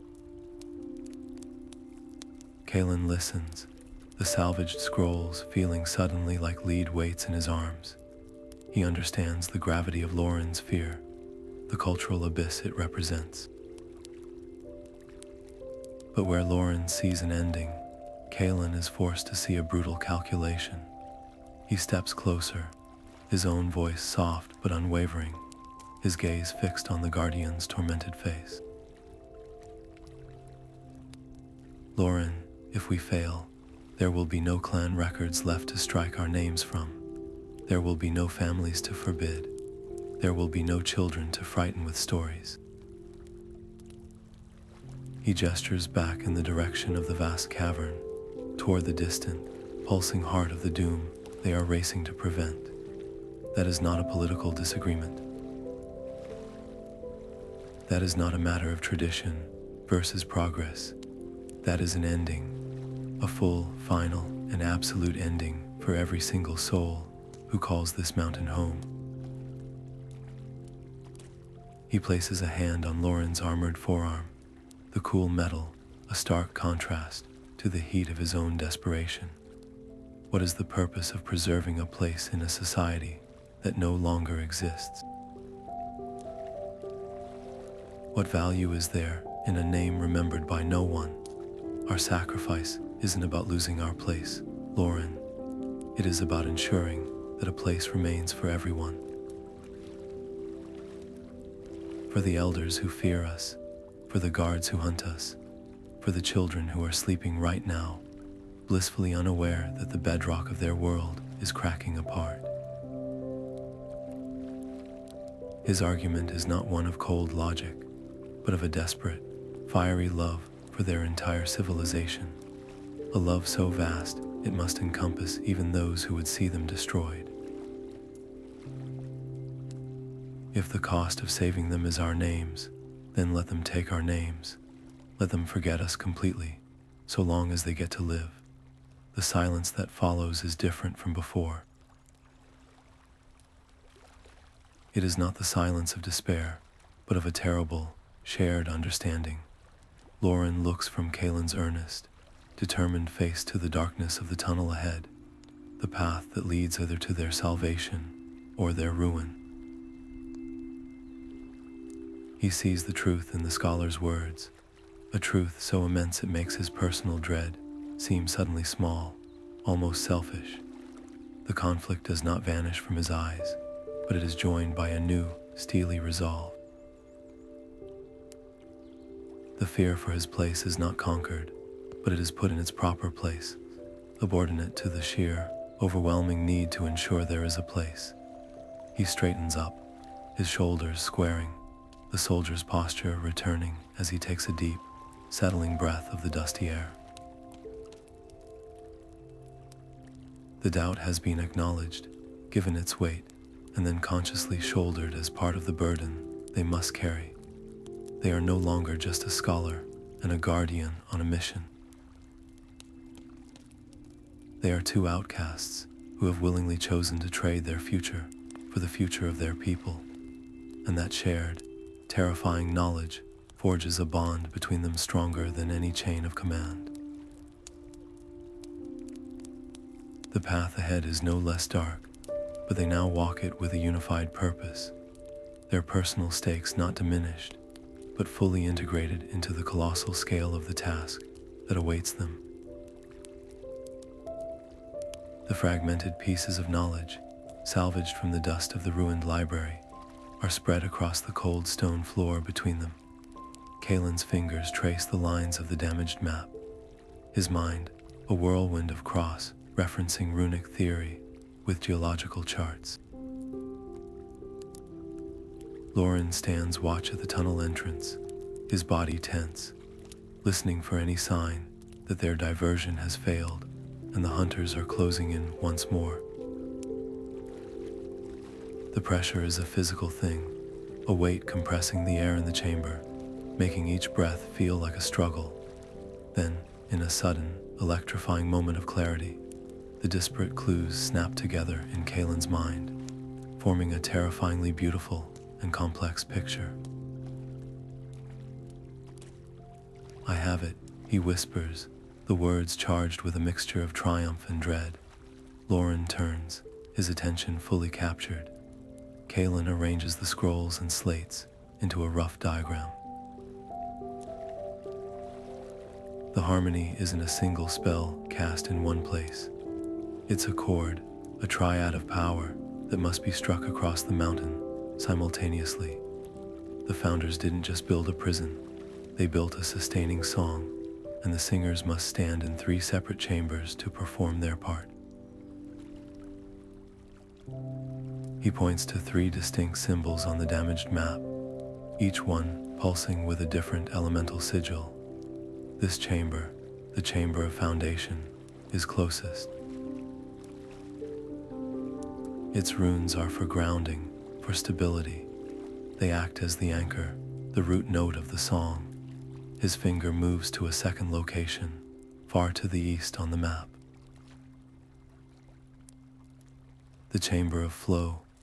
This one governs the direction of the energy, like a conductor guiding an orchestra, ensuring the power doesn't backlash and shatter the stone around it. Finally, he points to a third mark, deep in a sector of the map marked with warnings of unstable tectonics. And this, the chamber of frequency, this is the most delicate.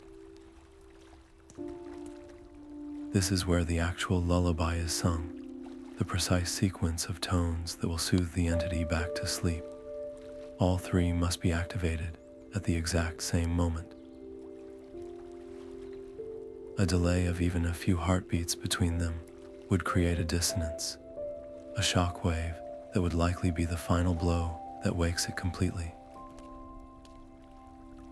The brilliance of the ancient plan is staggering, but its logistical reality is a nightmare.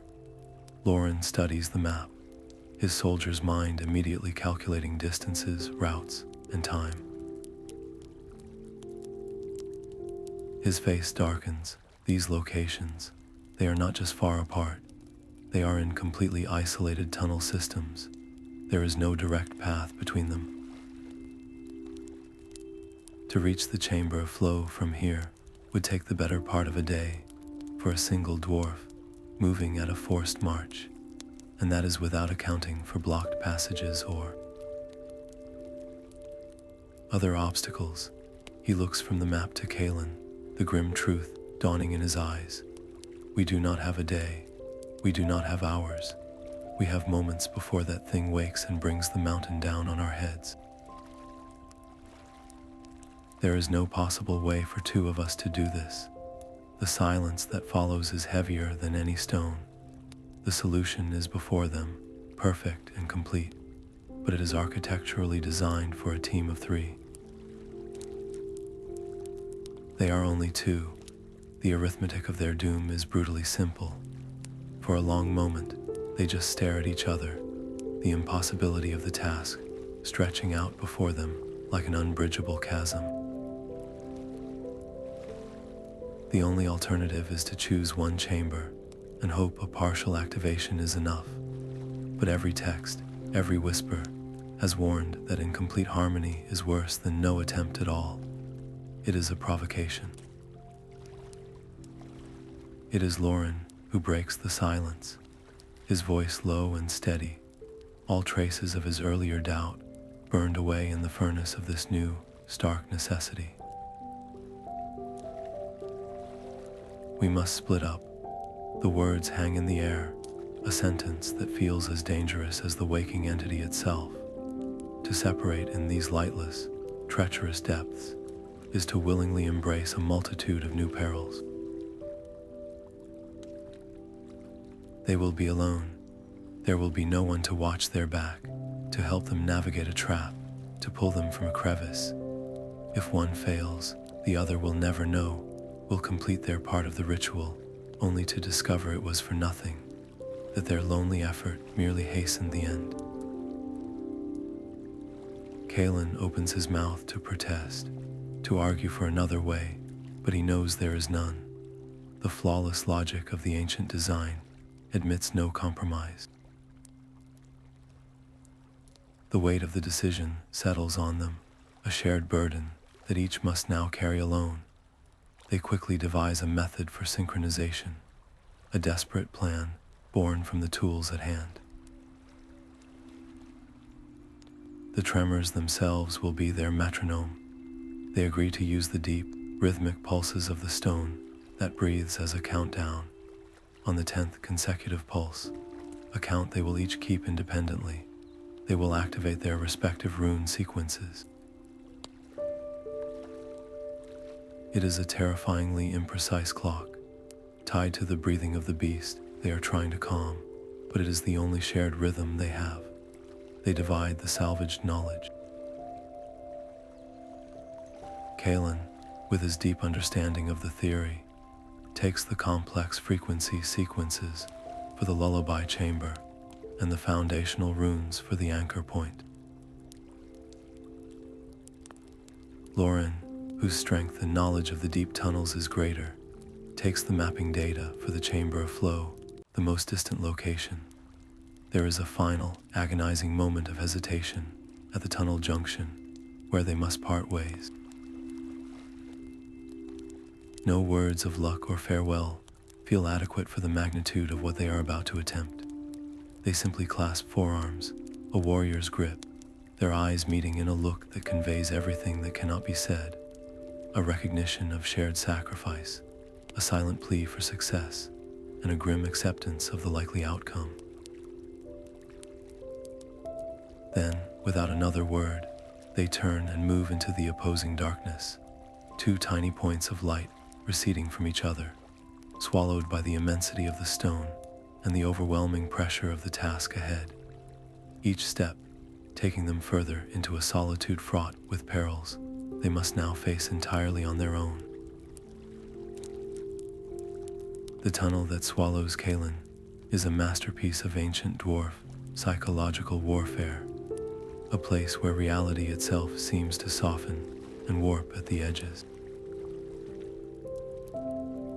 The moment he steps away from the junction where he and Lorin parted ways, the very air changes, becoming thick and heavy, distorting the beam of his glow rod so that it casts long, dancing shadows that twist into impossible shapes.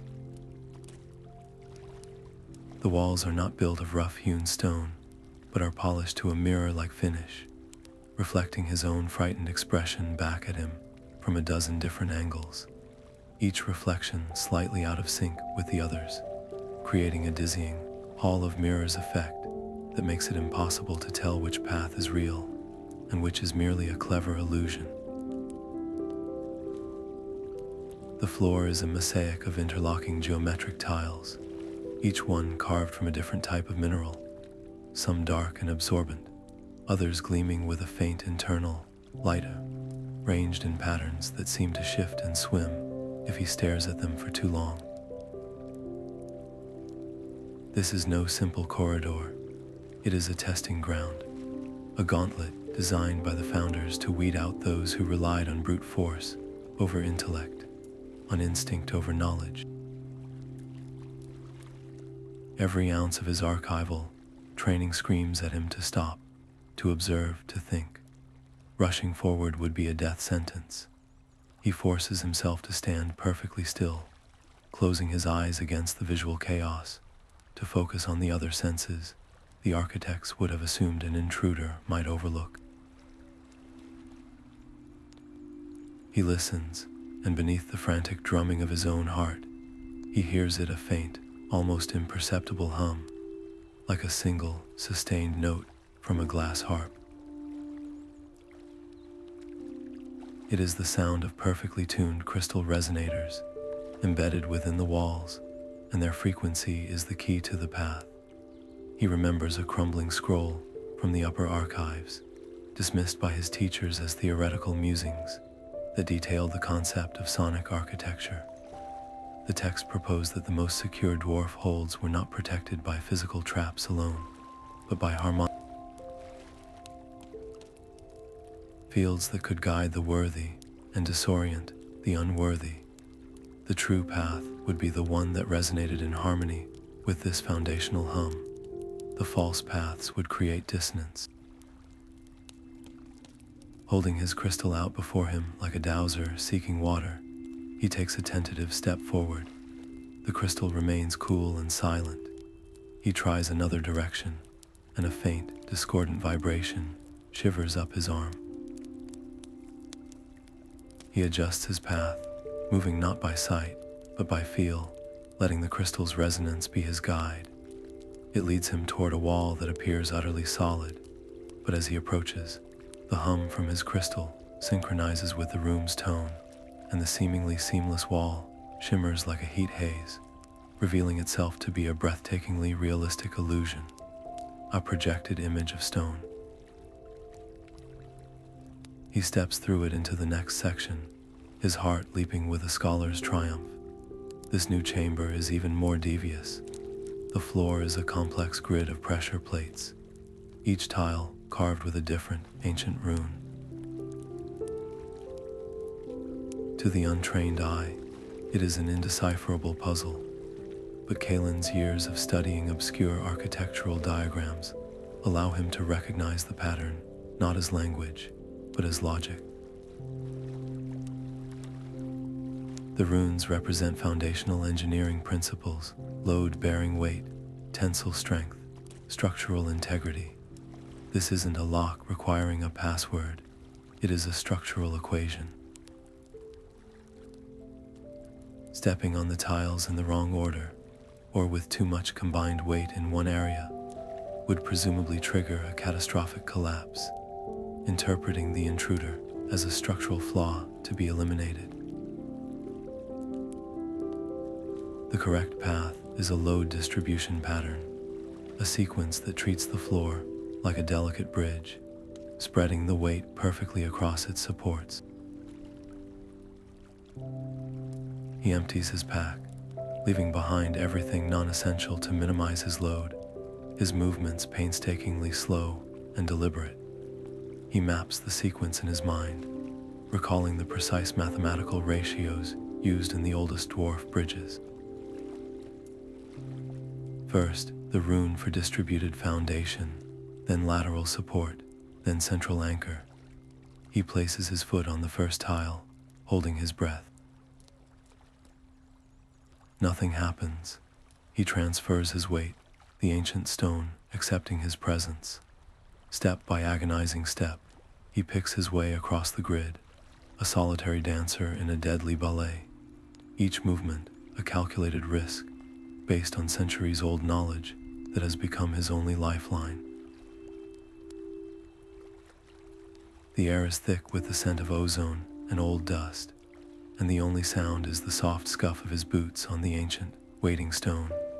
He reaches the far side, his body trembling with released tension, only to be faced with the final challenge, a vertical shaft dropping away into blackness, with no visible ladder or stairs.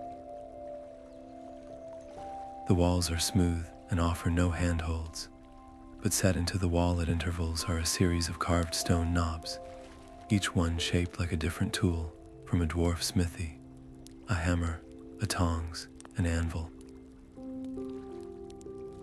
This is no physical test. It is a test of identity. A warrior might try to climb them, but they are too small and too widely spaced. An outsider would see only decoration. But Kaelen knows the stories, the sacred myths of the first smiths. The sequence is not one of climbing, but of ritual acknowledgement. He must touch the tools in the order they were first created, as told in the creation epic. He touches the hammer first, then the anvil, then the tongs. As his fingers brush the final carving, a deep click echoes in the shaft, and a section of the wall beside him slides silently open, revealing a narrow, dark passage leading onward. He has passed the test not with strength, but with memory, his mind proving to be the most essential tool of all. He steps through the new opening, leaving the labyrinth of illusions behind, but the echo of its dangers lingers, a stark reminder that every step deeper into the mountain is a step across a razor's edge, where a single forgotten detail from a dusty scroll could be the difference between salvation and being sealed forever in a tomb of his own making. The path Lorin travels is a stark contrast to Kaelin's labyrinth of intellect. His route is one of brute force and forgotten geography, a crumbling artery of the mountain that has not felt the tread of boots in centuries. He moves with a guardian's relentless pace, his body a machine honed for endurance, but his mind is a storm of conflict. Each step away from Kaelen feels like a step deeper into a personal exile, the weight of his decision, a physical burden on his shoulders. The air in these deep conduits is stale and lifeless, the silence broken only by the scuff of his gear and the ever-present, deepening tremor that shivers up through the rock, a constant, grim reminder of what failure will cost. He is navigating by instinct and half-remembered charts, from his advanced patrol, training when the familiar sound of disciplined movement freezes him in his tracks. He presses himself into a deep fissure in the tunnel wall, extinguishing his glow rod as the light of another party rounds a bend ahead. There are 5 of them, moving in a standard diamond formation, their faces set in the grim, determined masks of guardians on a high-priority mission. And at their head is Rurik, a dwarf Lorin has trained alongside since they were both beardless youths. Rurik's eyes, sharp and missing nothing, scan the tunnel and instantly lock onto the shadow where Lorin hides. There is no avoiding this. Hold. Rurik's command echoes in the confined space, and 5 sets of eyes, 5 sets of weapons, are instantly trained on Lorin's position. Step out and identify yourself. The tone is not one of greeting, but of command and control. Lorin does as he is ordered, stepping into the circle of their light, his hands held away from his body in a gesture of non-aggression, but his posture remains that of a fellow warden, not a subdued prisoner. The recognition that flashes in Rurik's eyes is immediately followed by a deep, disappointed confusion. Lorin, Rurik's voice is lower now, laced with disbelief. The elders said you had been compromised, that you aided the scholar's descent. Tell me it is not true. Tell me you are here to bring him to justice. The other guards shift uneasily, their loyalty to their commander warring with their respect for Lorin, a veteran known to all of them. Lorin knows he stands at a precipice. A lie, a deflection, could buy him a momentary pass, but it would be a betrayal of the truth he now carries. He chooses honesty, and in doing so, he risks everything. I am here, Rurik, but not to capture Kaelen. I am here to aid him. The scholar was right. The threat is real. It is not a legend. It is waking up beneath our feet, and if we do not act, there will be no mountain left to guard. A scoff comes from one of the younger guards, but Rurik silences him with a look, his eyes never leaving Lorin's face. You speak of children's tales, Lorin. The stone that breathes is a story to teach minors caution. The elders say the scholar's actions are provoking instability, that his meddling is the very cause of the tremors. This is the moment. The moral choice is not whether to fight or flee. It is whether to trust his brothers with a truth that could shatter their world. Lorin makes his choice. Slowly, carefully, he reaches into the satchel at his side and pulls out the evidence he helped salvage, the metal leaf scroll from the second library. He does not offer it yet. The elders are acting out of fear, Rurik, a fear I shared until I saw this. They are trying to preserve a peace that has already ended. This is not a miner's cautionary tale. He unrolls the scroll just enough for the strange, glowing script to cast its eerie light on their faces. This is a battle plan. And we are on the front line, whether we choose to be or not. He sees the doubt in their eyes, the ingrained obedience to command. So he does not just show them, he makes them feel it. You feel that, he says, his voice dropping to a whisper as a particularly strong tremor vibrates through the floor. That is not us. That is not the scholar. That is it. That is its heartbeat, and it is getting faster. He holds out the scroll to Rurik. Do not believe me. Believe the founders. Believe the ones who built our home and knew what it was built upon. Read it. Feel the truth in the metal. The hesitation in Rurik is a palpable thing. He looks from the scroll to Lorin's earnest, desperate face, to the nervous expressions of his own squad. Finally, with a grimace of conflict, he takes it. The moment his fingers make contact, his body stiffens. His eyes widen, not with the scholarly comprehension Kaelen might have, but with a soldier's understanding of a direct threat assessment. He sees the scale, the immediacy, the sheer, overwhelming power of what is described. The scroll does not argue. It states facts with the cold, hard certainty of a geological report.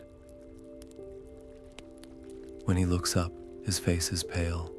By the forge, he breathes, the oath a prayer and a curse rolled into one. The reaction among the squad is immediate and fractured.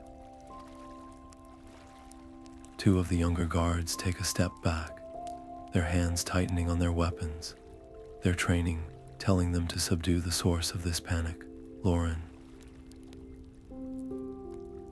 But the other two, older and more seasoned, look from their shaken commander to the trembling stone beneath their feet, and a grim understanding settles on their features.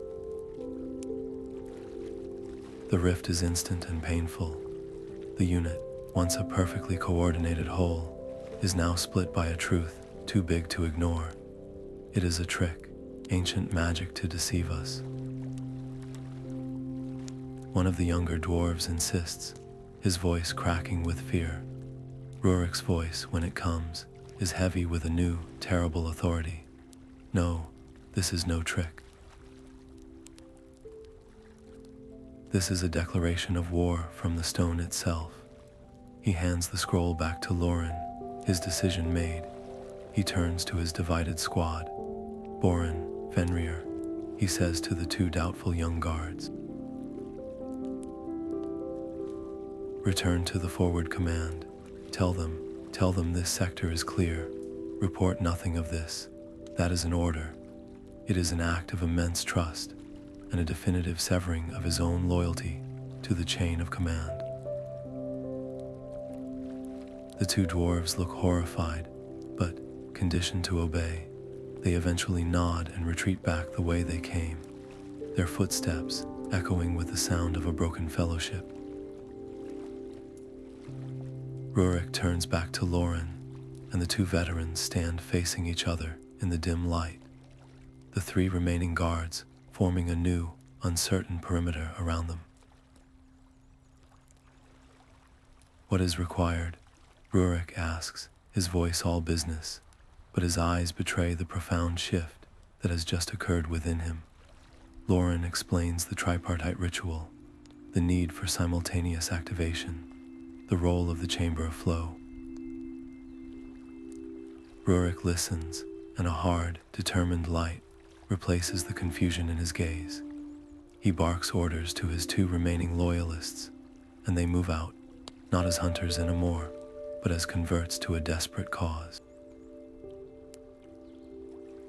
They are no longer a patrol. They are a fragment of a rebellion, their unity shattered but their purpose suddenly, terrifyingly clear. They have chosen truth over tradition, and the cost of that choice is a rift that now runs through the very heart of their brotherhood, a crack as real and as dangerous as the one pulsing with angry light deep below. The deep, rhythmic groan that had been the mountain's unsettling heartbeat for so long suddenly ceases, catching in the throat of the world like a choked breath. For one terrifying second, there is absolute silence, a void of sound so complete it feels like a prelude to annihilation. Then the mountain screams. It is not a sound heard with the ears, but felt in the marrow, a shrieking, discordant vibration that erupts from the depths and tears through the stone with violent physical force. The tremors are no longer a distant warning. They are a convulsion. The very tunnel around Kaelen heaves, throwing him from his feet as slabs of rock shear from the ceiling, crashing down around him in a thunderous roar of pulverized stone. Dust blizzards the air, thick and choking, reducing his world to a chaotic, shaking sphere of dim light and raining debris. He scrambles for cover, his mind reeling, not from fear, but from a horrific understanding. This is not the prelude anymore. This is the beginning of the end. The whispering, once a chorus of faint, guiding voices, now becomes a weapon. It abandons all subtlety, all fragmented warnings, and transforms into a single, piercing shriek of pure, undiluted panic that lasers directly into his mind. Too late, too late, too late, it screams, the words overlapping into a static blast of terror. The dream is ending, the waking has begun. The seal breaks, the light comes, the light burns. The force of it is a white-hot spike driven into his temples, a psychic assault that threatens to obliterate all coherent thought, leaving only a primal urge to flee, to bury himself, to escape the unbearable pressure of the entity's accelerating consciousness. He clamps his hands over his ears, a futile gesture against a sound that comes from within the stone itself, from within his own skull. He fights to cling to the plan, to the sequence of runes he must activate, but the screaming whisper scrambles his focus, turning his hard-won knowledge into a jumble of half-remembered symbols and fractured melodies. He can feel it now, a presence stirring in the deep, vast and ancient and utterly alien. It is not a thought or a feeling he can put a name to. It is a fundamental shift in the nature of reality around him. The stone beneath his hands is no longer inert. It feels charged, alive with a terrible, restless energy that prickles against his skin like a coming lightning strike. The air hums with a power that is both immense and mindless, a force of nature that has slept for eons and is now stretching its limbs, unaware and uncaring of the fragile civilization built upon its back. Each shudder of the mountain is not a random quake. It is the twitch of a giant on the verge of opening its eyes. The time for careful study, for methodical puzzle solving, is over. It has been burned away in the frantic, rising heat of this awakening. Every second that ticks by is a second closer to a rupture that will unmake everything. The need to coordinate with Lorin is no longer a strategic objective. It is a desperate, last-ditch prayer. Somewhere, in another branch of this shaking, screaming labyrinth, his friend must be feeling this same apocalyptic pressure, must be fighting the same battle against overwhelming dread, must be counting the same precious, fading seconds. Their partnership, forged in doubt and necessity, is now stretched across miles of solid rock, and their only tether is a fragile agreement based on the rhythm of a heartbeat that is now spiraling into chaos. Success hangs on a thread of perfect timing, and the clock they are using is breaking apart in their hands.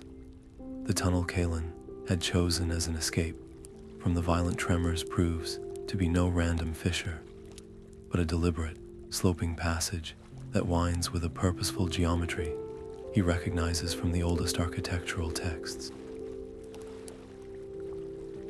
The convulsions of the mountain are slightly muted here, as if the stone itself is of a denser, more stable nature, and the air holds a strange, sacred stillness that feels ancient and intentional. He stumbles forward, driven less by hope now and more by a desperate, instinctual need to find shelter from the psychic storm of the entity's waking rage. The passage finally terminates not in a cavern, but in a doorway, a simple, unadorned arch of pure white stone that seems to gleam with its own soft, internal light, utterly untouched by the dust and chaos shaking the rest of the mountain. It is a place of profound and absolute peace, a bubble of calm in the maelstrom. Stepping through the arch is like passing through a membrane into another world. The air is cool, dry, and carries the faint, pleasant scent of aged vellum and sandalwood. The third library is not a grand hall of sweeping arches and towering shelves like the first, nor a ruined temple to the elements like the second.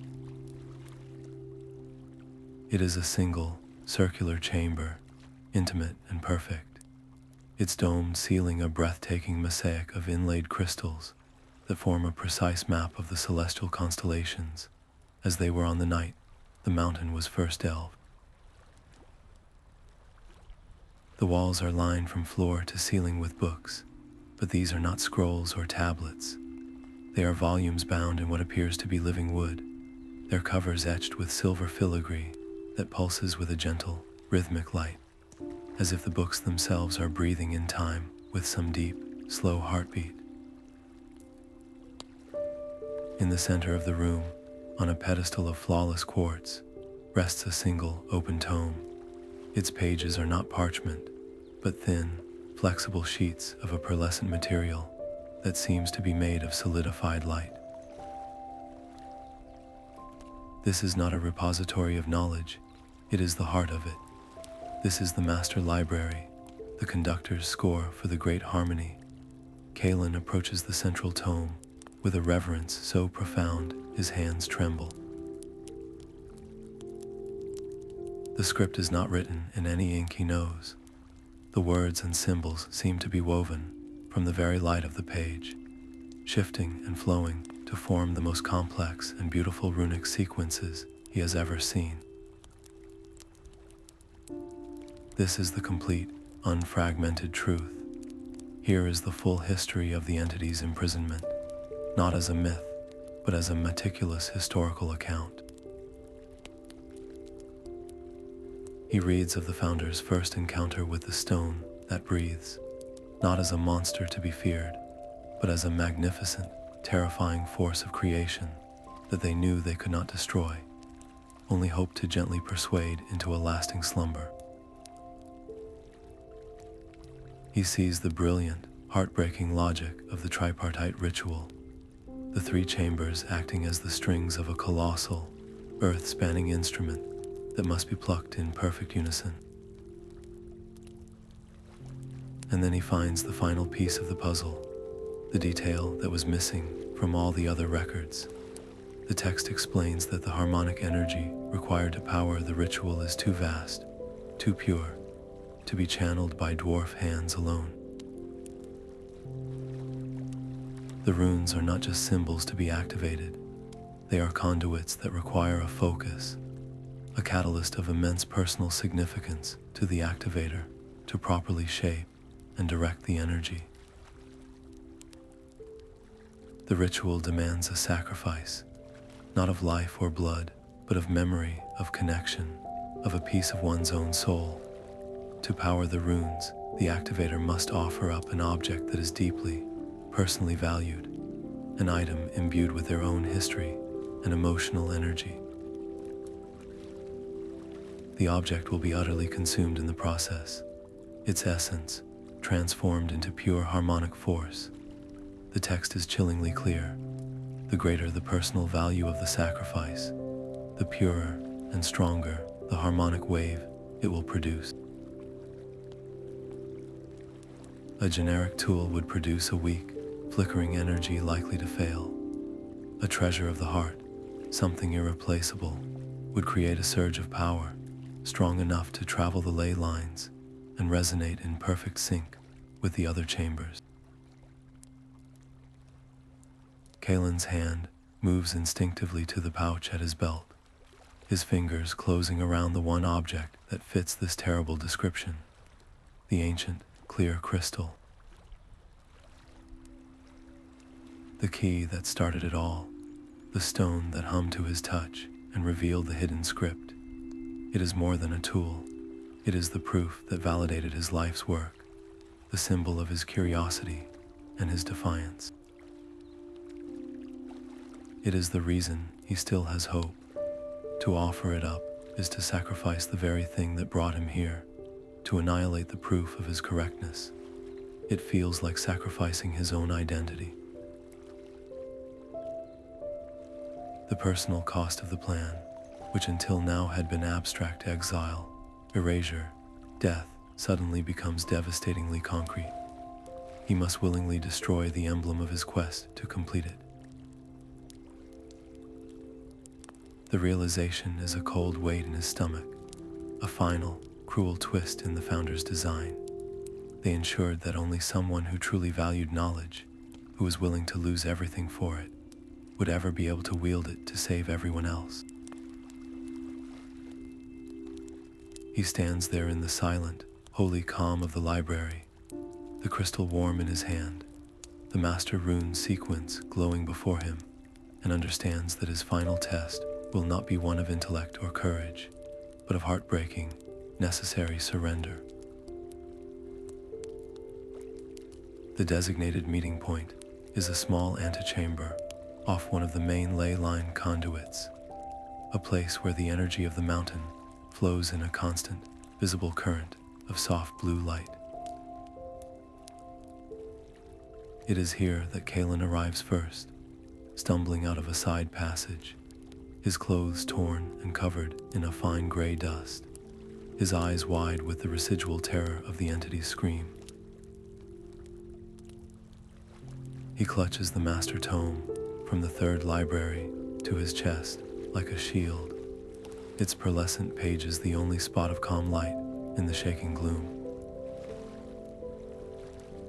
He has barely a moment to catch his breath, to feel the crushing weight of his solitude, when a heavier, more rhythmic set of footsteps echoes from the opposite tunnel. Lorin emerges, but he is not alone. Rurik and the two other converted guardians are with him, their armor scarred and dusty, their faces set in identical masks of grim urgency. For a heartbeat, they all just stare at each other, a moment of surreal disconnection. The scholar and the soldiers, united in a cause that has splintered their entire world. The reunion is not one of celebration, but of frantic, overlapping reports, shouted over the increasing roar of the mountain. The flow chamber is secured, but the path is crumbling behind us. Lorin barks, his voice strained. The guardians who refuse to see the truth have fallen back, but they will have alerted the entire command structure by now. We have minutes, maybe less, before a full company descends on this location. Rurik nods, adding, the tremors are destabilizing entire tunnel networks. The way to the frequency chamber is likely already blocked. Kaelen quickly unrolls the master scroll, its light illuminating their huddled forms. It doesn't matter. We don't need to reach the chambers physically. The ritual is activated here, at the confluence. He points to the veins of blue energy pulsing through the floor. This is the heartstring of the mountain, but the activation requires a focus, a sacrifice of immense personal value to channel the energy down the ley lines to the three anchor points simultaneously. Their eyes meet, and in that shared glance, the full, terrifying plan snaps into place. They are not running to 3 different rooms. They are going to use this nexus to power all 3 from one location. A desperate gambit that was never part of the original design. But the plan is only half formed, and the mountain is giving them no time to refine it. A new sound joins the cacophony, one that is neither the grind of stone nor the psychic scream of the entity, but something far more sinister. From the tunnel Lorin just exited, a sickly, greenish light begins to pulse, and with it comes a sound like cracking glass and shifting gravel. Out of the gloom, figures begin to take shape. They are not dwarves. They are crude, humanoid forms woven from shattered rock, glowing crystal shards, and the very angry, chaotic energy bleeding from the awakening entity. They have no faces, only a single, pulsating point of the same violent crimson light that emanates from the great fissure. They are manifestations of the stone that breathes as distress, mindless antibodies of pure geological fury, sent to eradicate the infection of their presence. At the same moment, from the tunnel Kaelen used, the more familiar, but no less deadly, sound of clanking armor and shouted orders grows louder. The loyalist guardians, the ones who still follow the Elder's commands, have found them. They are trapped. Before them is the conduit of power they must use to save the world. Behind them, advancing from both sides, are 2 different kinds of doom, one born of blind obedience and fear, the other born of a mindless, waking giant's pain. There is no time for a complex strategy, no room for a careful deployment. Lorin and Rurik share a look that speaks volumes of a lifetime of campaigning together. Without a word, they split their tiny force. Rurik and one other guardian turn to face the tunnel crawling with the crystalline creatures, their weapons glowing with defensive runes. Lorin and the remaining dwarf plant themselves squarely in the path of their approaching brothers in arms, their expressions a complex mix of determination and profound sorrow. They will hold the line, not to fight, but to plead, to delay, to give Kalin the sliver of time he needs to perform a miracle. The chamber becomes a crucible, a tiny bubble of desperate hope, caught between the crushing pressures of a divided past and a cataclysmic future, and at its center stands Kaelen, a lone scholar with a book of light, about to conduct a song that will either save the symphony or shatter it forever. The air in the rune chamber crackles with a pressure that has nothing to do with the mountain's convulsions. It is the feeling of potential, of immense power held in check, waiting for a single, guiding intention. The central rune, a massive circular inscription carved into the floor, glows with a soft, welcoming blue light, its complex grooves and spirals seeming to pulse in time with Kalen's own frantic heartbeat. This is it, the nexus, the place where theory must become action. He kneels before it, the master tome open on the ground beside him, his fingers trembling as they trace the first sequence of activation symbols.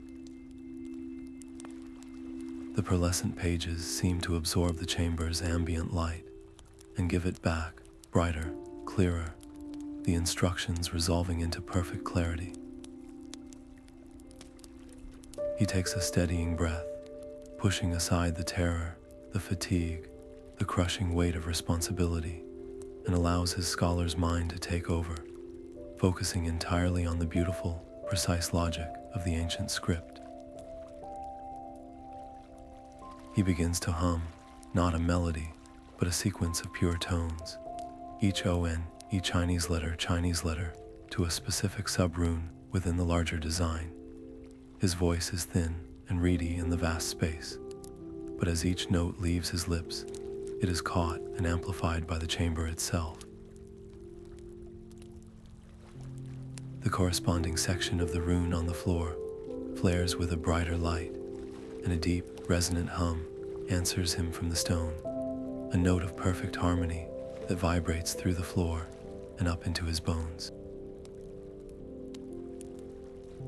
He moves to the next symbol, and the next, his voice growing more confident as the chamber responds, the light building, weaving itself into a complex, interlocking pattern of sound and luminescence. The very air begins to thicken, charged with the harmonic energy he is summoning, a palpable force that makes the hair on his arms stand on end and fills his mouth with the taste of ozone and fresh-cut rock. For a breathtaking moment, it feels like it is working. He can feel the energy gathering, coiling, preparing to be sent racing down the ley lines to the distant anchor chambers. He is not just performing a ritual, he is tuning the world, and the world is singing back. But harmony, it seems, attracts its opposite. The pure, focused energy radiating from the rune chamber acts like a beacon in the chaotic storm of the entity's waking rage. From the cracks in the walls, from the shadows of the ceiling, a new menace begins to coalesce. The very air seems to fracture, spitting out shards of solidified energy that snap together with a sound like breaking glass. They are not creatures of flesh and blood, but of crystallized malice and geological distress. They take on rough, humanoid shapes, their bodies a jagged amalgamation of quartz, basalt, and the same angry, pulsating crimson light that emanates from the deep fissure. They have no eyes, no faces, only a single burning point of hostile awareness that fixes unerringly on the source of the calming harmony, on Kaelen. They are antibodies of a waking god, and their purpose is singular, to silence the song. Lorin sees them first. A sharp, guttural shout of warning is torn from his throat, but Kaelen, deep in his trance of concentration, doesn't flinch. He cannot. The ritual is a chain of precise notes. A single break in the sequence could unravel everything, sending a wave of destructive dissonance down the ley lines instead of healing harmony. Lorin understands this in the way a soldier understands covering fire. His own mission crystallizes in an instant. He is not just a guardian, he is a bulwark. He plants himself between the advancing crystalline forms and the kneeling scholar, his weapon a heavy-headed axe, etched with runes of solidity, held at the ready. The first creature lumbers forward, its movement a jerky, unnatural scrape of stone on stone, and swings a limb that ends in a vicious, spear-like point of obsidian. Lorin doesn't try to meet its brute force with his own. He pivots, using the creature's momentum against it, and his axe head smashes into its side, not to cut, but to shatter. The thing explodes in a shower of harmless, dull rock and fading red light, but for every one he destroys, two more seem to form from the agitated energy in the air. They come from all sides, emerging from the very walls, their birth accompanied by that same horrifying crackle of forming crystal. Lorin becomes a whirlwind of controlled, economical violence. He is a master of close-quarters combat in confined spaces, and he uses every ounce of that skill. He uses the chamber's geometry to funnel them, his footwork a constant, shifting dance to keep his back to Kaelen and maintain a defensive perimeter. His axe is a blur, blocking a razor-sharp limb here, shattering a forming cluster there. The sounds of combat, the grunts of effort, the shriek of stone on metal, the explosive pop of disintegrating creatures become a brutal counterpoint to Kaelin's unwavering, melodic hum. It is a duel of symphonies, one of order and healing, the other of chaos and mindless destruction. A particularly large construct forms directly above Kaelen, dropping from the ceiling like a stalactite given life and murderous intent. Lorin, engaged with two others, sees it a second too late. There is no time for a calculated strike. With a roar of pure effort, he throws his entire weight forward, abandoning his defense to tackle Kaelen out of the way. They tumble across the floor in a clatter of limbs and equipment as the creature impacts the exact spot where Kaelen had been kneeling, its crystalline body driving deep into the stone floor. The sudden, violent movement breaks Kaelen's concentration. The hum dies in his throat. For one heart-stopping second, the beautiful web of light in the rune chamber flickers, dims, and wavers on the edge of collapse. The harmonic energy, deprived of its guiding will, thrashes like a wild thing, and a feedback wave of dissonance shivers through the mountain, eliciting a fresh, shrieking tremor from the depths. The cost of defense is nearly the failure of their entire purpose. Scrambling back to his position, his voice raw with renewed effort, Kaelen desperately resumes his humming, fighting to rebuild the fragile harmony before it unravels completely. Lorin regains his feet, a new gash bleeding on his forearm, and redoubles his defense, his movements now even fiercer, more protective. Their teamwork is no longer just coordination. It is a symbiotic relationship of absolute trust. Kaelin's faith allows him to pour his entire being into the song, knowing Lorin will turn aside the blades of stone.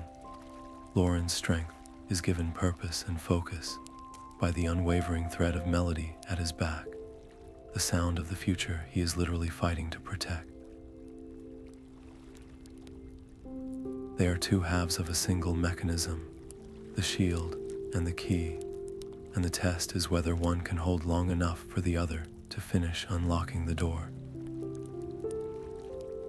The harmony flowing from Kaelin's hands is no longer just a sound.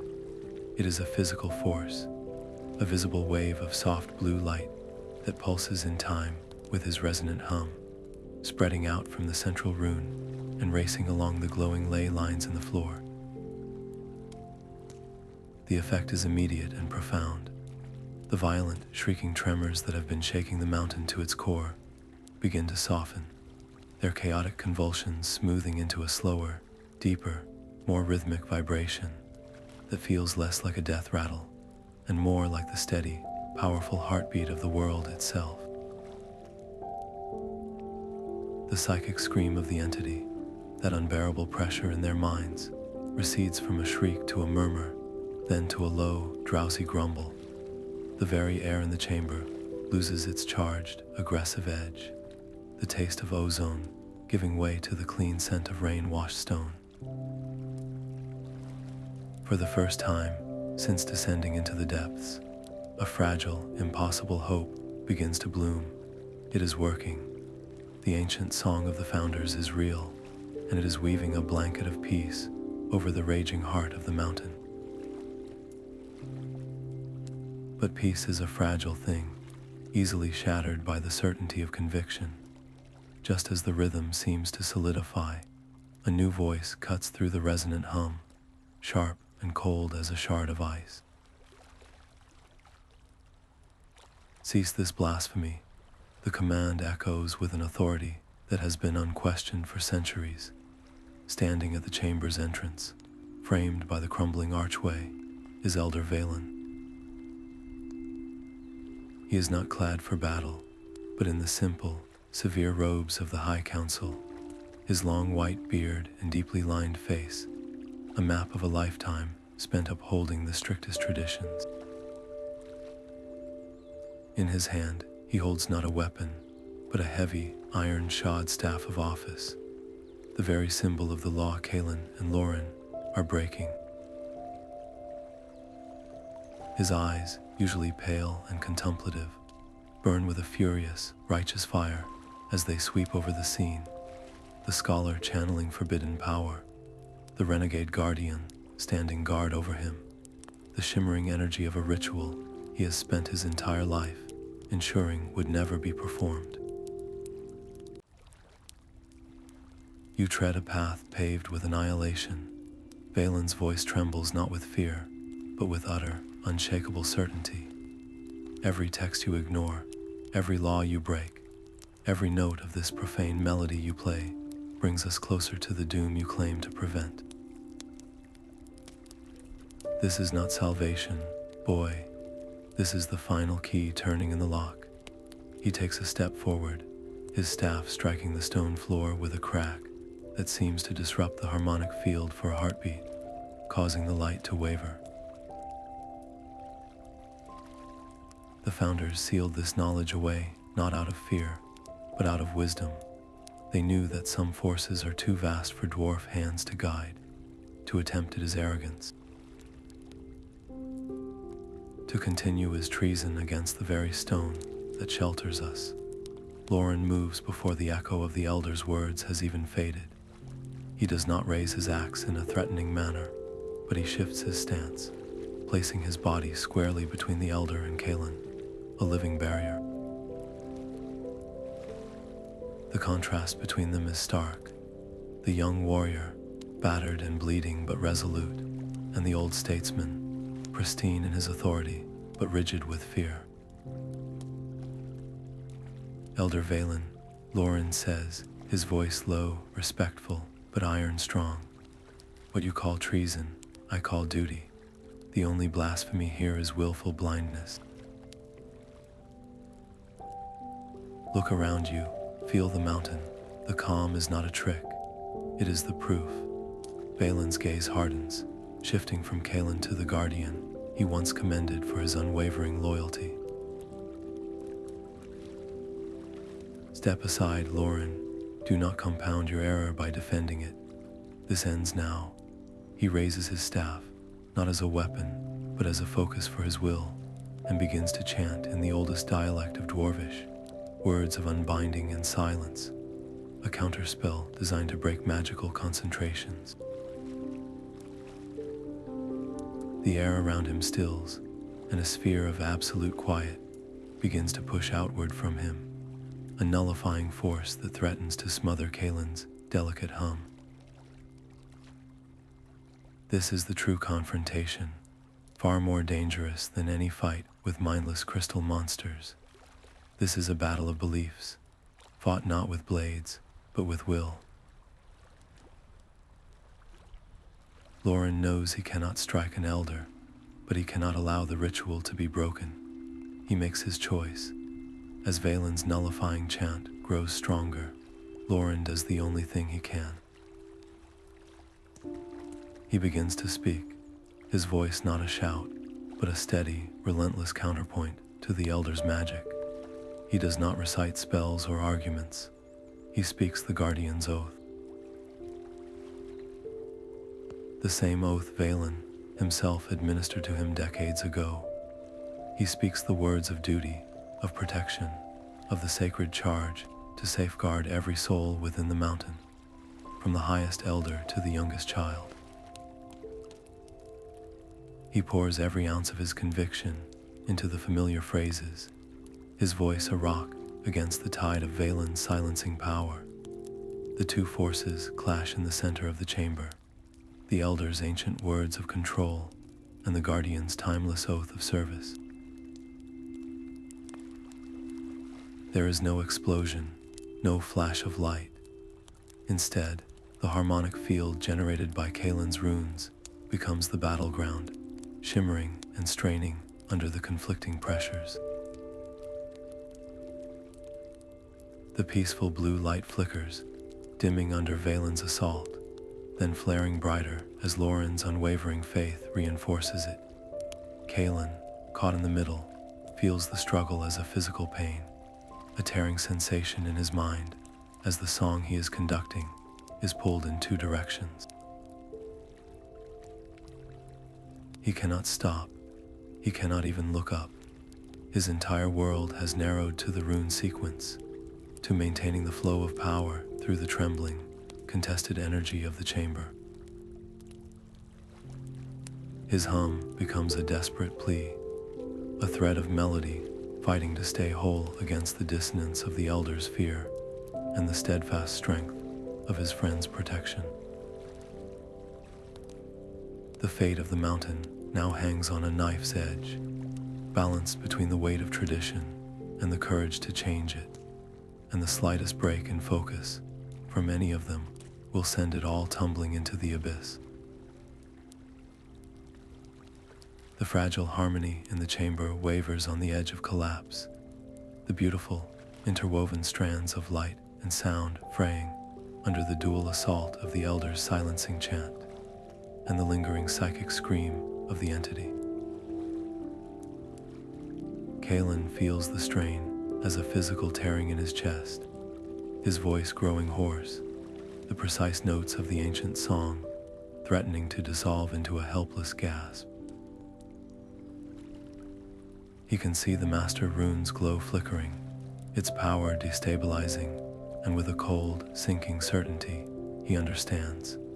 His knowledge, his voice, his sheer force of will, it is not enough.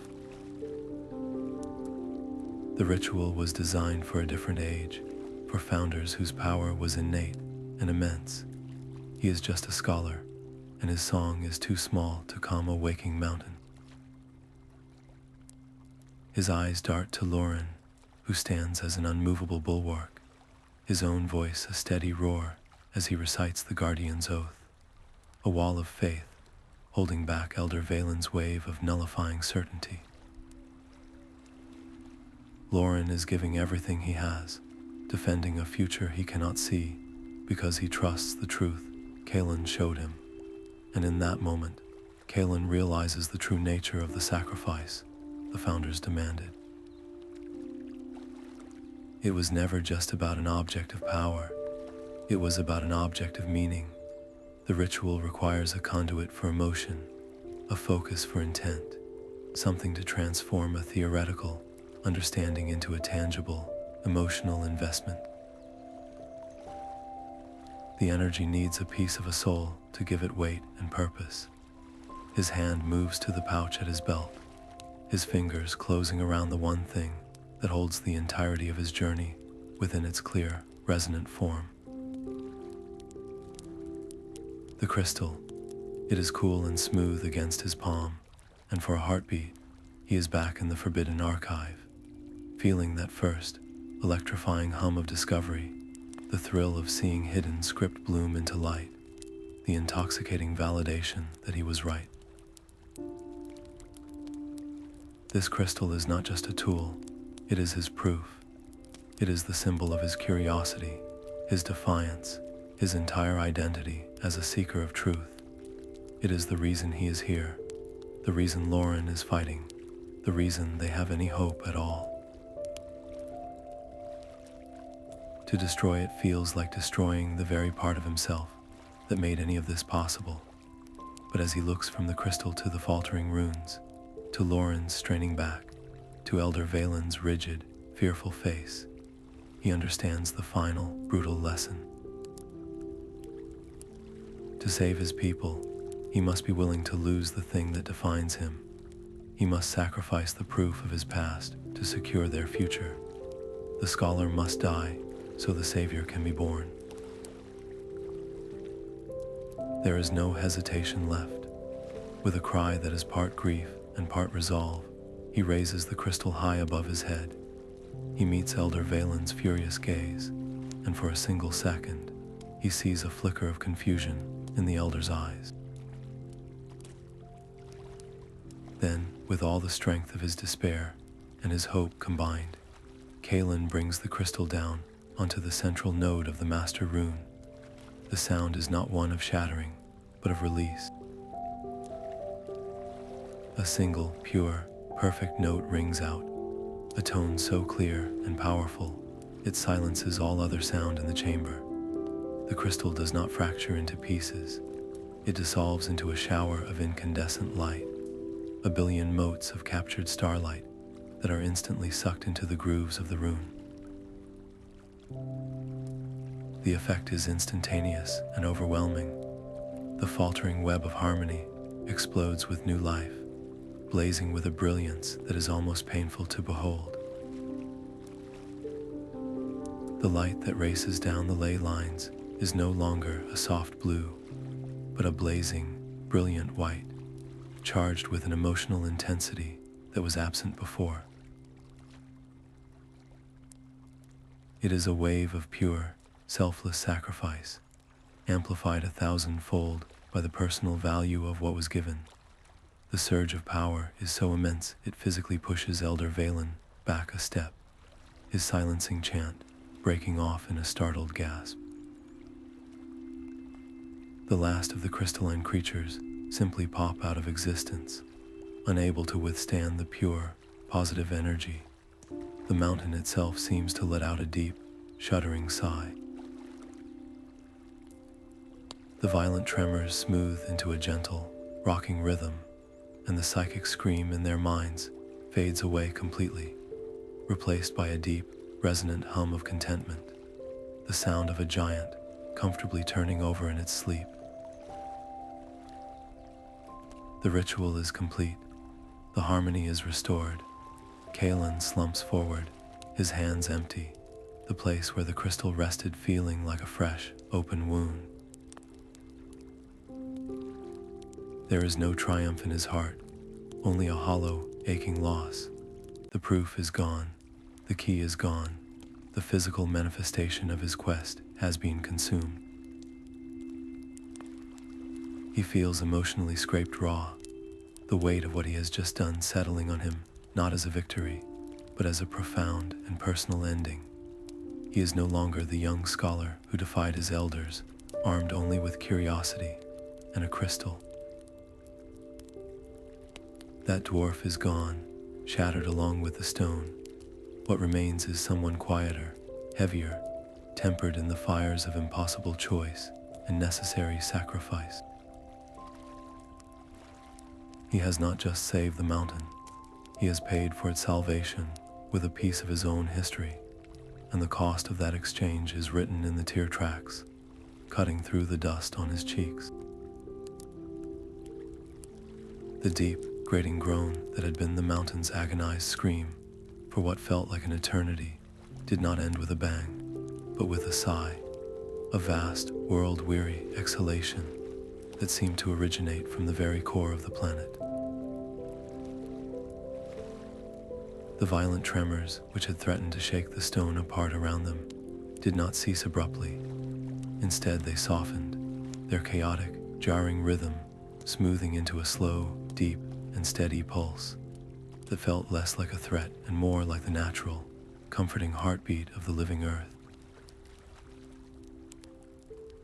The oppressive, screaming pressure in their minds simply evaporated.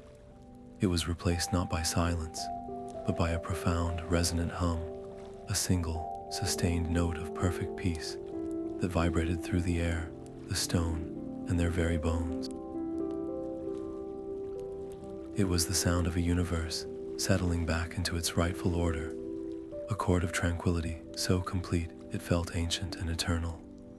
In the chamber, the blinding white light that had erupted from the rune began to recede, not fading away, but drawing back into the ley lines on the floor, flowing down the ancient pathways of power like a gentle tide returning to the sea. The light that remained was a soft, soothing azure, pulsing in time with the mountain's new, slow rhythm. The last vestiges of the crystalline creatures, those manifestations of the entity's rage, dissolved into nothing more than a faint, glittering dust that was carried away on a sudden, sweet-scented breeze that smelled of damp earth after a spring rain and clean, cold stone. The frantic, panicked whispers that had been their constant, terrifying companions for so long did not scream or shout their departure. They simply softened into a contented murmur, a collective, sleepy sigh of relief, and then faded away into a silence that was not empty, but full, a silence heavy with peace, with balance, with a job finally, miraculously, done. For a long moment, no one in the chamber moved or spoke. The only sound was the soft, steady hum of the calm mountain, and the ragged, shaky sound of their own breathing. The immediate, world-ending threat had been averted. The stone that breathes had been soothed back into its slumber. They had succeeded, but in the sudden, staggering absence of that all-consuming emergency, the cost of their victory rushed in to fill the void, and it was a weight more crushing than any stone. Kalin remained on his knees before the rune, his hands hovering over the spot where his crystal had vanished. His fingers trembled, not with exhaustion, but with a profound sense of loss. He felt hollowed out, scraped clean. The crystal had been more than a key. It was the physical proof of his conviction, the symbol of his entire identity, as a scholar who dared to ask the forbidden questions. Its sacrifice had saved everyone, but in that act, he felt as though he had sacrificed the very part of himself that had made him who he was. The victory felt bittersweet, paid for with a piece of his own soul. Lorin slowly lowered his axe, the weapon feeling suddenly incredibly heavy in his hands. The adrenaline that had fueled his unwavering defense drained away, leaving behind the stark reality of his actions. He looked at Elder Valen, who stood across the chamber, no longer chanting, his staff hanging limply at his side. The elder's face was ashen, his expression one of dazed, horrified awe. He had felt the change as surely as they had. The rigid certainty that had defined his entire life had just been shattered by the undeniable, peaceful power of the very ritual he had tried to destroy. Lorin knew that his own life, his place within the only society he had ever known, was irrevocably broken. He was a traitor in the eyes of the law he had sworn to uphold. The relief of survival was instantly tempered by the grim understanding of the exile that almost certainly awaited him, an erasure far more complete than any physical death. Even Rurik and the other guardians who had joined their cause stood in stunned silence, the reality of their rebellion settling upon them. They had defied direct orders, turned against their own brothers, and aligned themselves with outcasts. They had saved their people, but they had done so by breaking the very foundation of their community's structure. The cost was not just personal, it was societal. The mountain was saved, but the trust, the order, the unchallenged authority that had held their civilization together for centuries now lay in pieces around them, as fractured as the fallen stone littering the chamber floor. They had won the battle against the ancient doom, but the war for the soul of their people had only just begun, and the price of their courage was a future filled with uncertainty and the heavy burden of being proven right in the most terrifying way imaginable. The silence was no longer just peaceful, it was solemn, heavy with the weight of consequences yet to be faced. The climb back to the inhabited levels of the monastery is a journey through a world transformed. The oppressive dread that had saturated the deep air is gone, replaced by a profound, resonant silence that feels like a held breath of gratitude from the mountain itself. The tremors have ceased entirely, the only vibrations now the steady, reassuring hum of the earth's natural rhythms. Yet for Kaelen and Lorin, this peace is a stark contrast to the storm waiting for them above. They are not returning as heroes, but as fugitives, and the silence feels less like victory and more like the calm before a different kind of confrontation.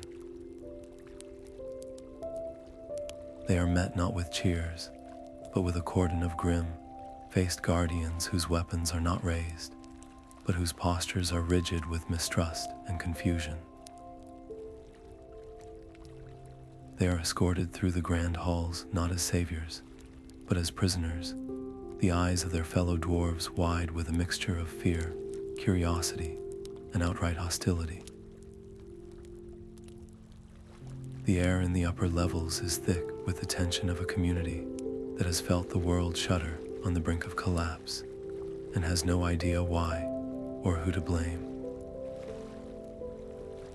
The council chamber is a place of severe, imposing beauty, carved from a single vein of white marble and lit by the steady, cold light of ever-burning crystals set into high sconces. The elders are arrayed on a raised dais, their faces a collection of stony masks, etched with lines of deep disapproval, and beneath it, a flicker of something else, a dawning, terrifying uncertainty. At the center sits Elder Valen, who had witnessed the ritual's culmination. He does not meet their eyes, his gaze fixed on some distant point on the wall behind them, his hands gripping the arms of his chair, as if to stop them from trembling. The silence in the room is heavier than any they experienced in the depths. It is the silence of shattered dogma, of a foundational truth being proven catastrophically wrong. Lorin steps forward first, his armor scarred and dusty, a fresh bandage on his forearm. He does not bow. He stands at a soldier's attention, his voice clear and steady, stripped of all deference, but still layered with a deep, inherent respect for the office, if not the current judgment, of those before him. The immediate threat has been subdued, he states, his words echoing in the tense quiet. The stone that breathes has returned to its slumber. The prophecies were not myths. They were warnings, and our secrecy nearly cost us everything. He does not detail their journey. He states its conclusion as a simple, unassailable fact. His testimony is that of a witness to a catastrophe averted. His credibility forged in a lifetime of unwavering service that he has now willingly broken. Then it is Kaelin's turn. He looks younger somehow, smaller, standing before the council in his torn and dusty robes, his hands empty where they once held his crystal. But when he speaks, his voice, though quieter than Lorin's, carries a new kind of authority, the hard-won certainty of one who has seen the machinery of the world and dared to touch it. He does not argue, he explains. He speaks of the three libraries, of the fragmented knowledge, of the harmonic ritual that required not just intellect, but sacrifice. He holds up nothing, for his proof was consumed in the act of salvation, but he offers them the most powerful evidence of all, the profound, undeniable peace that now resides in the mountain. You taught us that some knowledge is too dangerous to possess, he says, his gaze sweeping across the stern faces of the elders, but you were mistaken. The danger was never in the knowing. The danger was in the not knowing. Our ignorance did not protect us. It made us vulnerable. It left us unprepared for the very event the founders knew would one day come. He paints a new vision for them, not of reckless abandon, but of vigilant wisdom. He argues for a new era where the secret libraries are not tombs of forbidden lore, but arsenals of understanding. He speaks of training not just archivists, but harmonists, dwarves who can read the subtle shifts in the mountain song, who can maintain the runes, who understand the entity not as a monster to be feared, but as a fundamental force of their world that requires respect and careful stewardship. We cannot hide from the foundations of our own home, he insists, his passion cutting through the chamber's cold formality. We must understand them. We must learn from the past, not bury it. Preparedness is not provocation, it is preservation. The elders listen, and the rigid anger on some faces begins to war with dawning horror on others. They cannot deny the mountain's new stillness. They cannot deny the testimony of a guardian of Lorin's standing, or the transformed, compelling conviction of the scholar they had dismissed as a reckless youth. Elder Valen finally lifts his head, and the fire of his earlier certainty is gone, replaced by a deep, weary shame. We acted, he begins, his voice rough. We acted from a place of fear. A fear passed down through generations. A fear that the burden of this knowledge would be too great, that it would lead to pride, to recklessness, to the very downfall it sought to prevent. He looks at Kaelen, and for the first time, there is something akin to respect in his eyes. It seems the greater recklessness was to believe we could hide from our own history. The confrontation does not end with a triumphant declaration or an immediate reversal. It ends with a heavy, complicated silence, the sound of centuries-old policy cracking under the weight of irrefutable truth. The victory for Kaelen and Lorin is not an apology or an immediate exoneration. It is the first, fragile crack of light in a door that has been sealed shut for 1,000 years. It is the sight of the most powerful dwarves in the mountain, grappling with the humbling realization that their most sacred duty, to protect, had been fulfilled not by their caution, but by the courage of those who dared to defy them. They have not yet won the new order, but they have shattered the old one, and the path forward, though fraught with challenge, is finally, irrevocably, open. The chamber's heavy silence was not one of judgment, but of profound, humbling reckoning. Elder Valen's words hung in the air, an admission that cracked the very foundation of their centuries-old governance. In the days that followed, the rigid hierarchy of the monastery, once as immovable as the mountain itself, began to soften and reshape itself around a new, terrifying truth. The near cataclysm had proven, beyond any doctrine or decree, that their policy of absolute secrecy was not a shield, but a potentially fatal vulnerability.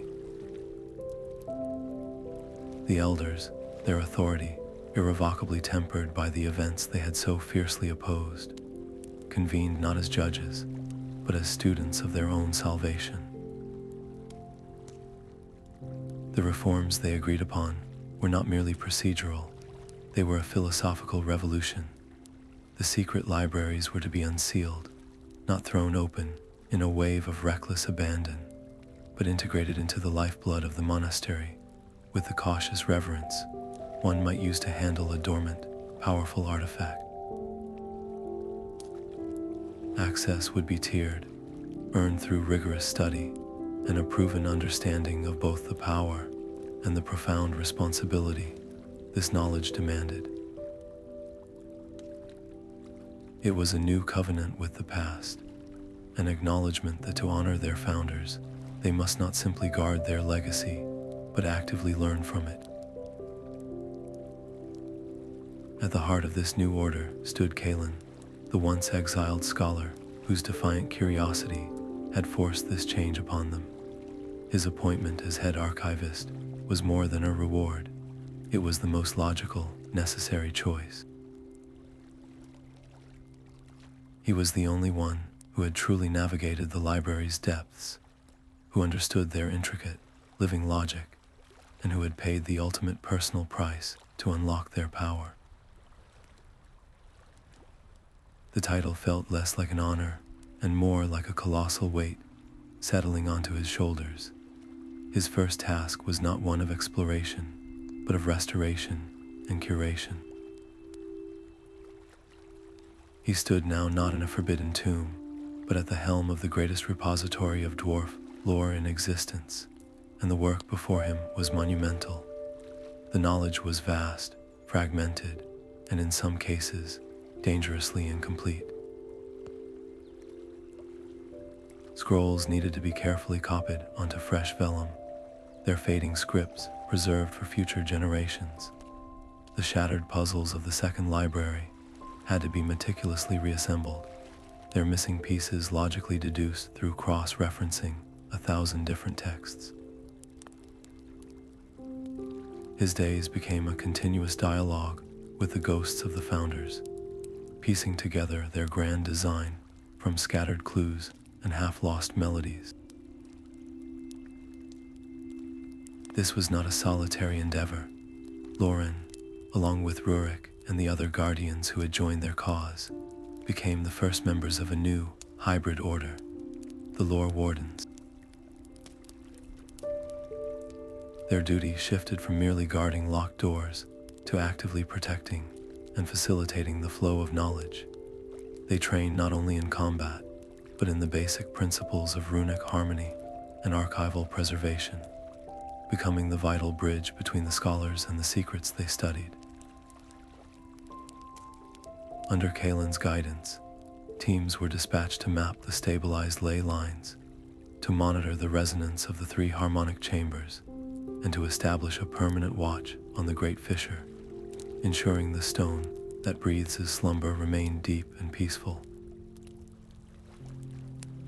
The mountain was no longer a fortress to be defended from a mysterious outside threat. It was a living, breathing entity to be understood and cared for, a patient that required constant, attentive vigilance. The once secret knowledge became the bedrock of a new kind of defense, one built on understanding rather than ignorance, on preparedness rather than fear. The silence of the deep places was no longer terrifying. It was a sign of a balance carefully, diligently maintained. Rebuilding trust within a community that had been so deeply divided was a task far more delicate and complex than navigating any trap-laden tunnel. The mountain was safe, but the social fabric was frayed, woven with threads of suspicion, shame, and the raw memory of fear. Kaelen and Lorin understood that their victory over the ancient entity would mean nothing if it left their people fractured and directionless.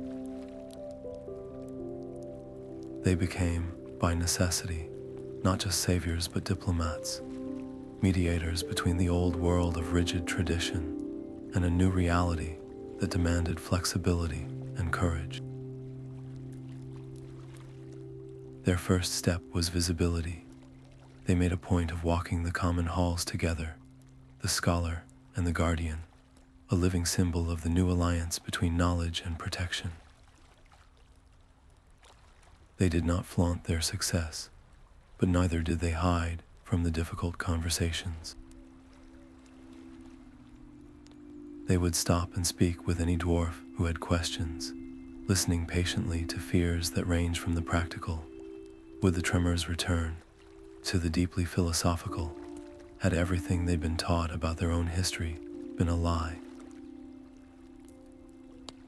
Lorin's presence was particularly crucial in the barracks and training grounds, places where Kaelin's scholarly reputation might have been met with cold skepticism.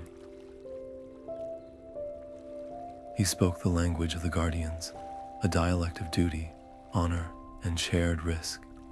He did not condemn his former brothers who had obeyed their orders, acknowledging that their actions, however misguided, also sprang from a desire to protect. Instead, he reframed their purpose. Our duty has not changed, he would tell them, his voice carrying the quiet authority of one who had stood on the front line. Only our understanding of the threat. We are not just guarding doors and a moor. We are guarding a balance. We are the sentinels who listen to the mountain's heartbeat, and that is a higher calling than any of us ever imagined. Under his and Rurik's leadership, the new lore warden teams began their work.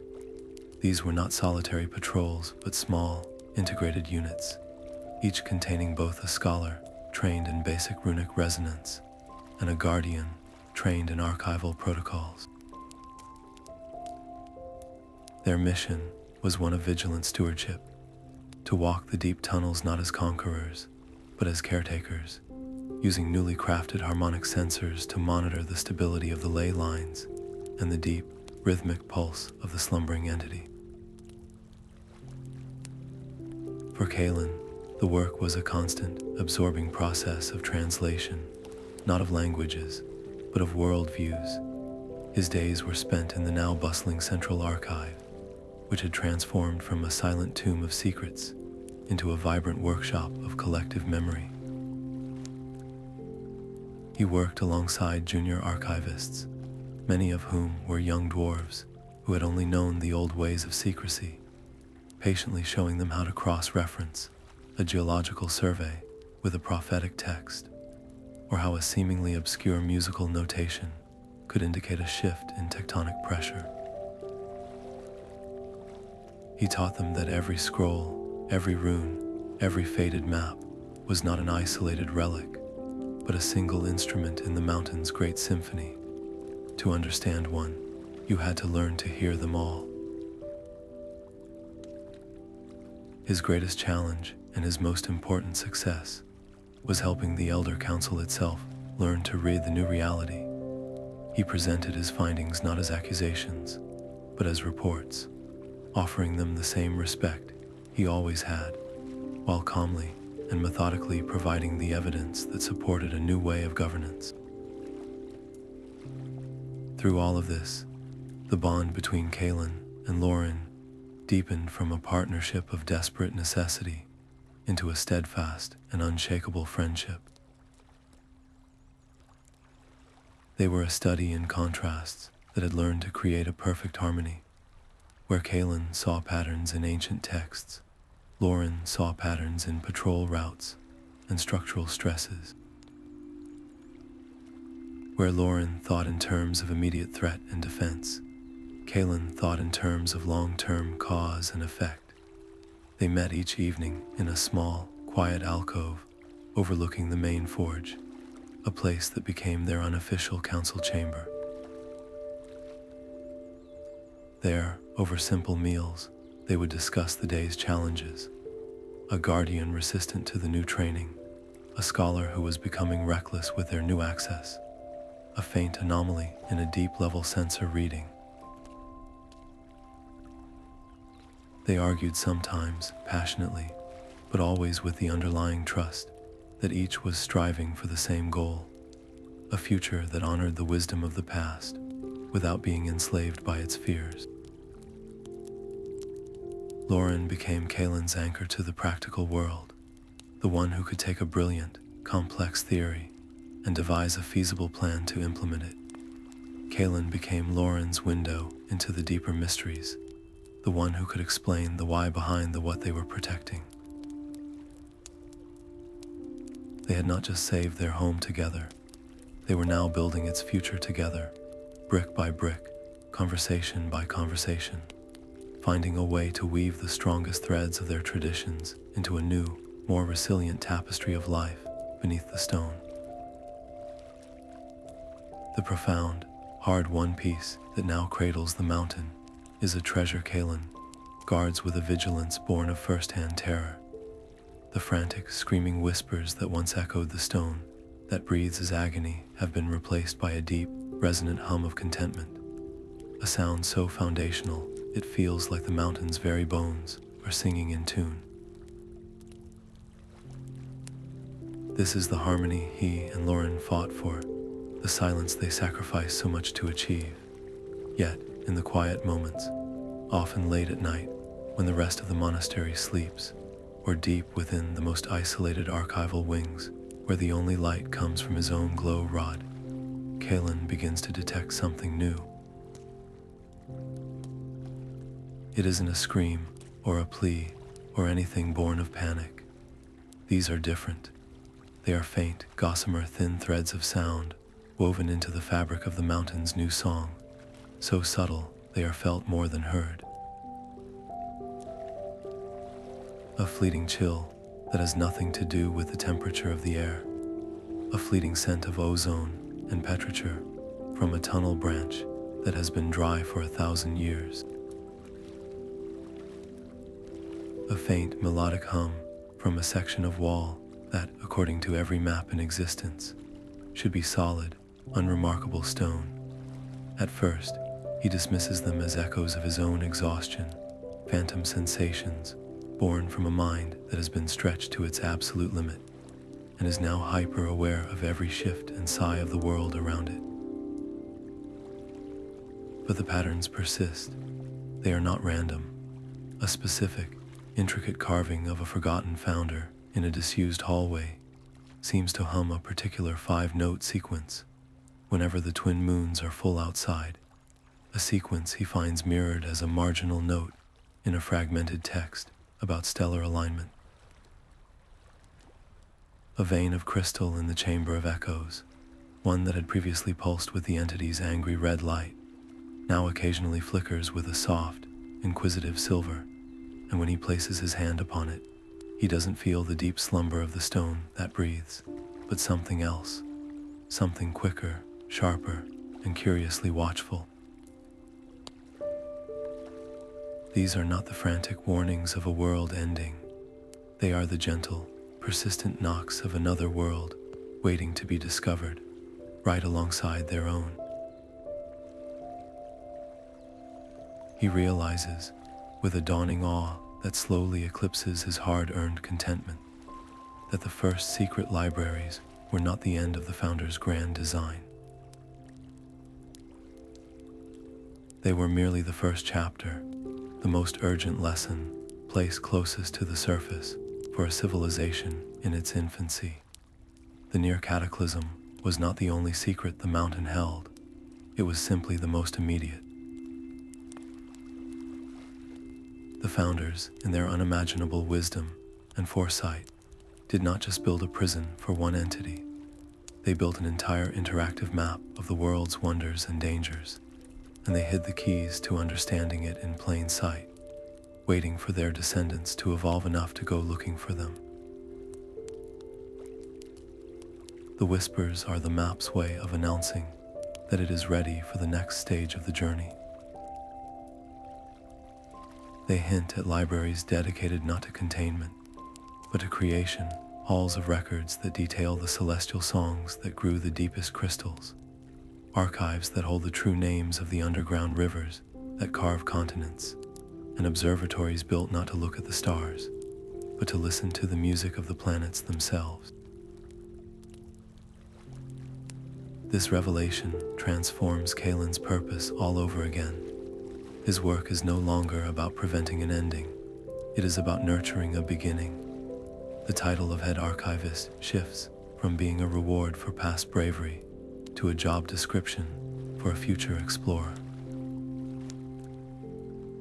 His duty is no longer to simply preserve the knowledge they already have, but to actively seek out the next piece of the puzzle, to learn the language of these new, gentle whispers. He understands now that vigilance is not a static state of defense. It is a dynamic, ever-expanding process of learning. The safety of their people will forever depend not on how well they hide from the unknown, but on how courageously and wisely they choose to understand it. The mountain has given them a second chance, not just to survive, but to truly grow, to step out of the shadow of fear and into the light of endless, wondrous discovery. The calm they fought for is not the end of the story. It is the stable ground from which the next, even greater adventure will launch. The transformation of the monastery's purpose was not a sudden decree, but a quiet, deliberate revolution built stone by stone in the weeks and months that followed the great calming. Kalin understood that a single victory, no matter how profound, could be eroded by time and complacency. The knowledge they had fought so hard to unlock could not remain the domain of a select few. It had to become the new bedrock of their entire civilization, woven into the very fabric of how they lived, worked, and protected their home. This conviction gave birth to his most ambitious undertaking yet, the founding of the Academy of the Resonant Word. This was not to be just another school for scribes or a new barracks for guards. It was a completely new kind of institution, designed to systematically dismantle the ancient, dangerous divide between those who kept the secrets and those who enforced the silence. The Academy's philosophy was rooted in a simple, powerful principle. Understanding is the first and greatest form of defense. A guardian who could not read the subtle warning signs in a shifting ley line or understand the theory behind a harmonic rune was merely a sentry standing before a door they did not understand, potentially guarding a solution they could not recognize. Conversely, an archivist who had never felt the weight of a weapon or navigated the treacherous, unstable depths could easily become lost in theoretical abstractions, crafting brilliant solutions that were impossible to implement in the chaotic reality of the deep tunnels. Kaelin's vision was to forge a new kind of dwarf, one who embodied the strengths of both scholar and sentinel. The curriculum he designed, with Lorin's crucial practical input, was a demanding fusion of disciplines. Apprentice lore wardens spent their mornings in the lecture halls, bent over complex runic diagrams and historical texts, learning to decipher the musical notation of geological pressures. Their afternoons were spent in the training yards under Lorin and Rurik's watchful eyes, honing their combat skills, learning to move with silent efficiency in total darkness, and mastering the use of new tools, not weapons of war, but resonant hammers and harmonic stabilizers designed to soothe agitated stone rather than shatter it. The heart of the academy, of course, was the libraries themselves. They were no longer silent, forbidden tombs, but vibrant, living workshops. The grand hall of the first library, with its sweeping arches and crystalline sconces, became the primary lecture theater, where the mountain's own hum provided a constant, real-time lesson in harmonic theory. The ruined second library, once a testament to lost knowledge, was not fully restored. Instead, it was preserved as a hands-on training ground. Apprentices were tasked with carefully reassembling shattered tablets, using their growing knowledge to fill in the missing pieces of texts, experiencing firsthand the painstaking work of restoring history and understanding the catastrophic cost of its loss. The third library, the master chamber of perfect peace, remained the most sacred space, accessible only to the most advanced students. It served as the ultimate test of focus and intent, a place where a single discordant thought could disrupt the delicate energy, teaching the profound responsibility that came with such power. This new system ensured that the mistakes of the past could not be repeated because the very structure that had enabled them was gone. Knowledge was no longer hoarded. It was shared, debated, and continuously built upon by each new generation. A young dwarf entering the academy would learn the full, unvarnished history of their people from the first day. The brilliance of the founders, the fear that led to the great seclusion, and the near disaster that resulted from it. They were taught to see the mountain not as a static fortress, but as a dynamic, living system, and their role not as passive inhabitants, but as active stewards. The libraries transformed from centers of secrecy into engines of vigilance. Their vast archives constantly cross-referenced with data from the sensor teams patrolling the deep ley lines. A faint, anomalous tremor in a remote sector was no longer a mystery to be feared, but a puzzle to be solved, with archivists and guardians working side by side at mapping tables to diagnose its source and determine if it required a gentle harmonic adjustment or simply represented the mountain's natural, sleeping breath. The legacy of knowledge, therefore, became something far greater than a repository of old scrolls. It became a living, breathing cycle of learning and application, a perpetual motion machine of vigilance. Each discovery in the archives informed the patrol routes of the Guardians, and every observation from the deep tunnels added a new data point to the scholar's understanding. The Academy ensured that this cycle would continue, generation after generation, producing dwarves who were not just keepers of secrets or enforcers of rules, but true partners to the mountain they called home.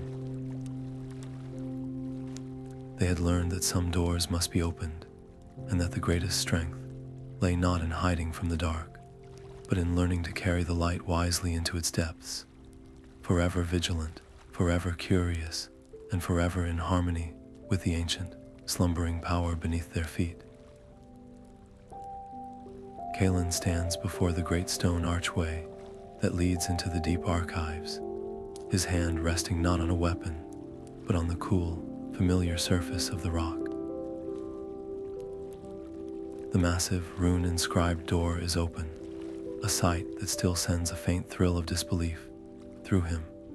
It is no longer a barrier meant to intimidate and exclude, but a gateway, an invitation to those deemed ready to accept the weight of what lies within.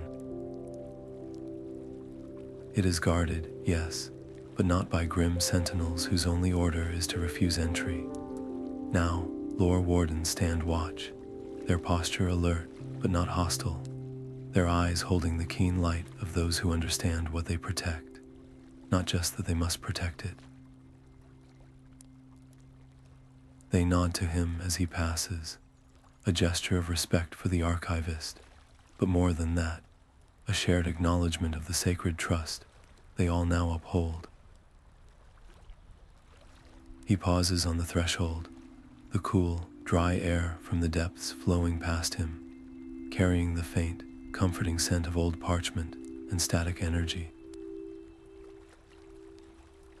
From this vantage point, he can feel the immense, living silence of the mountain, a deep and resonant hum that is the sound of the stone that breathes in peaceful slumber.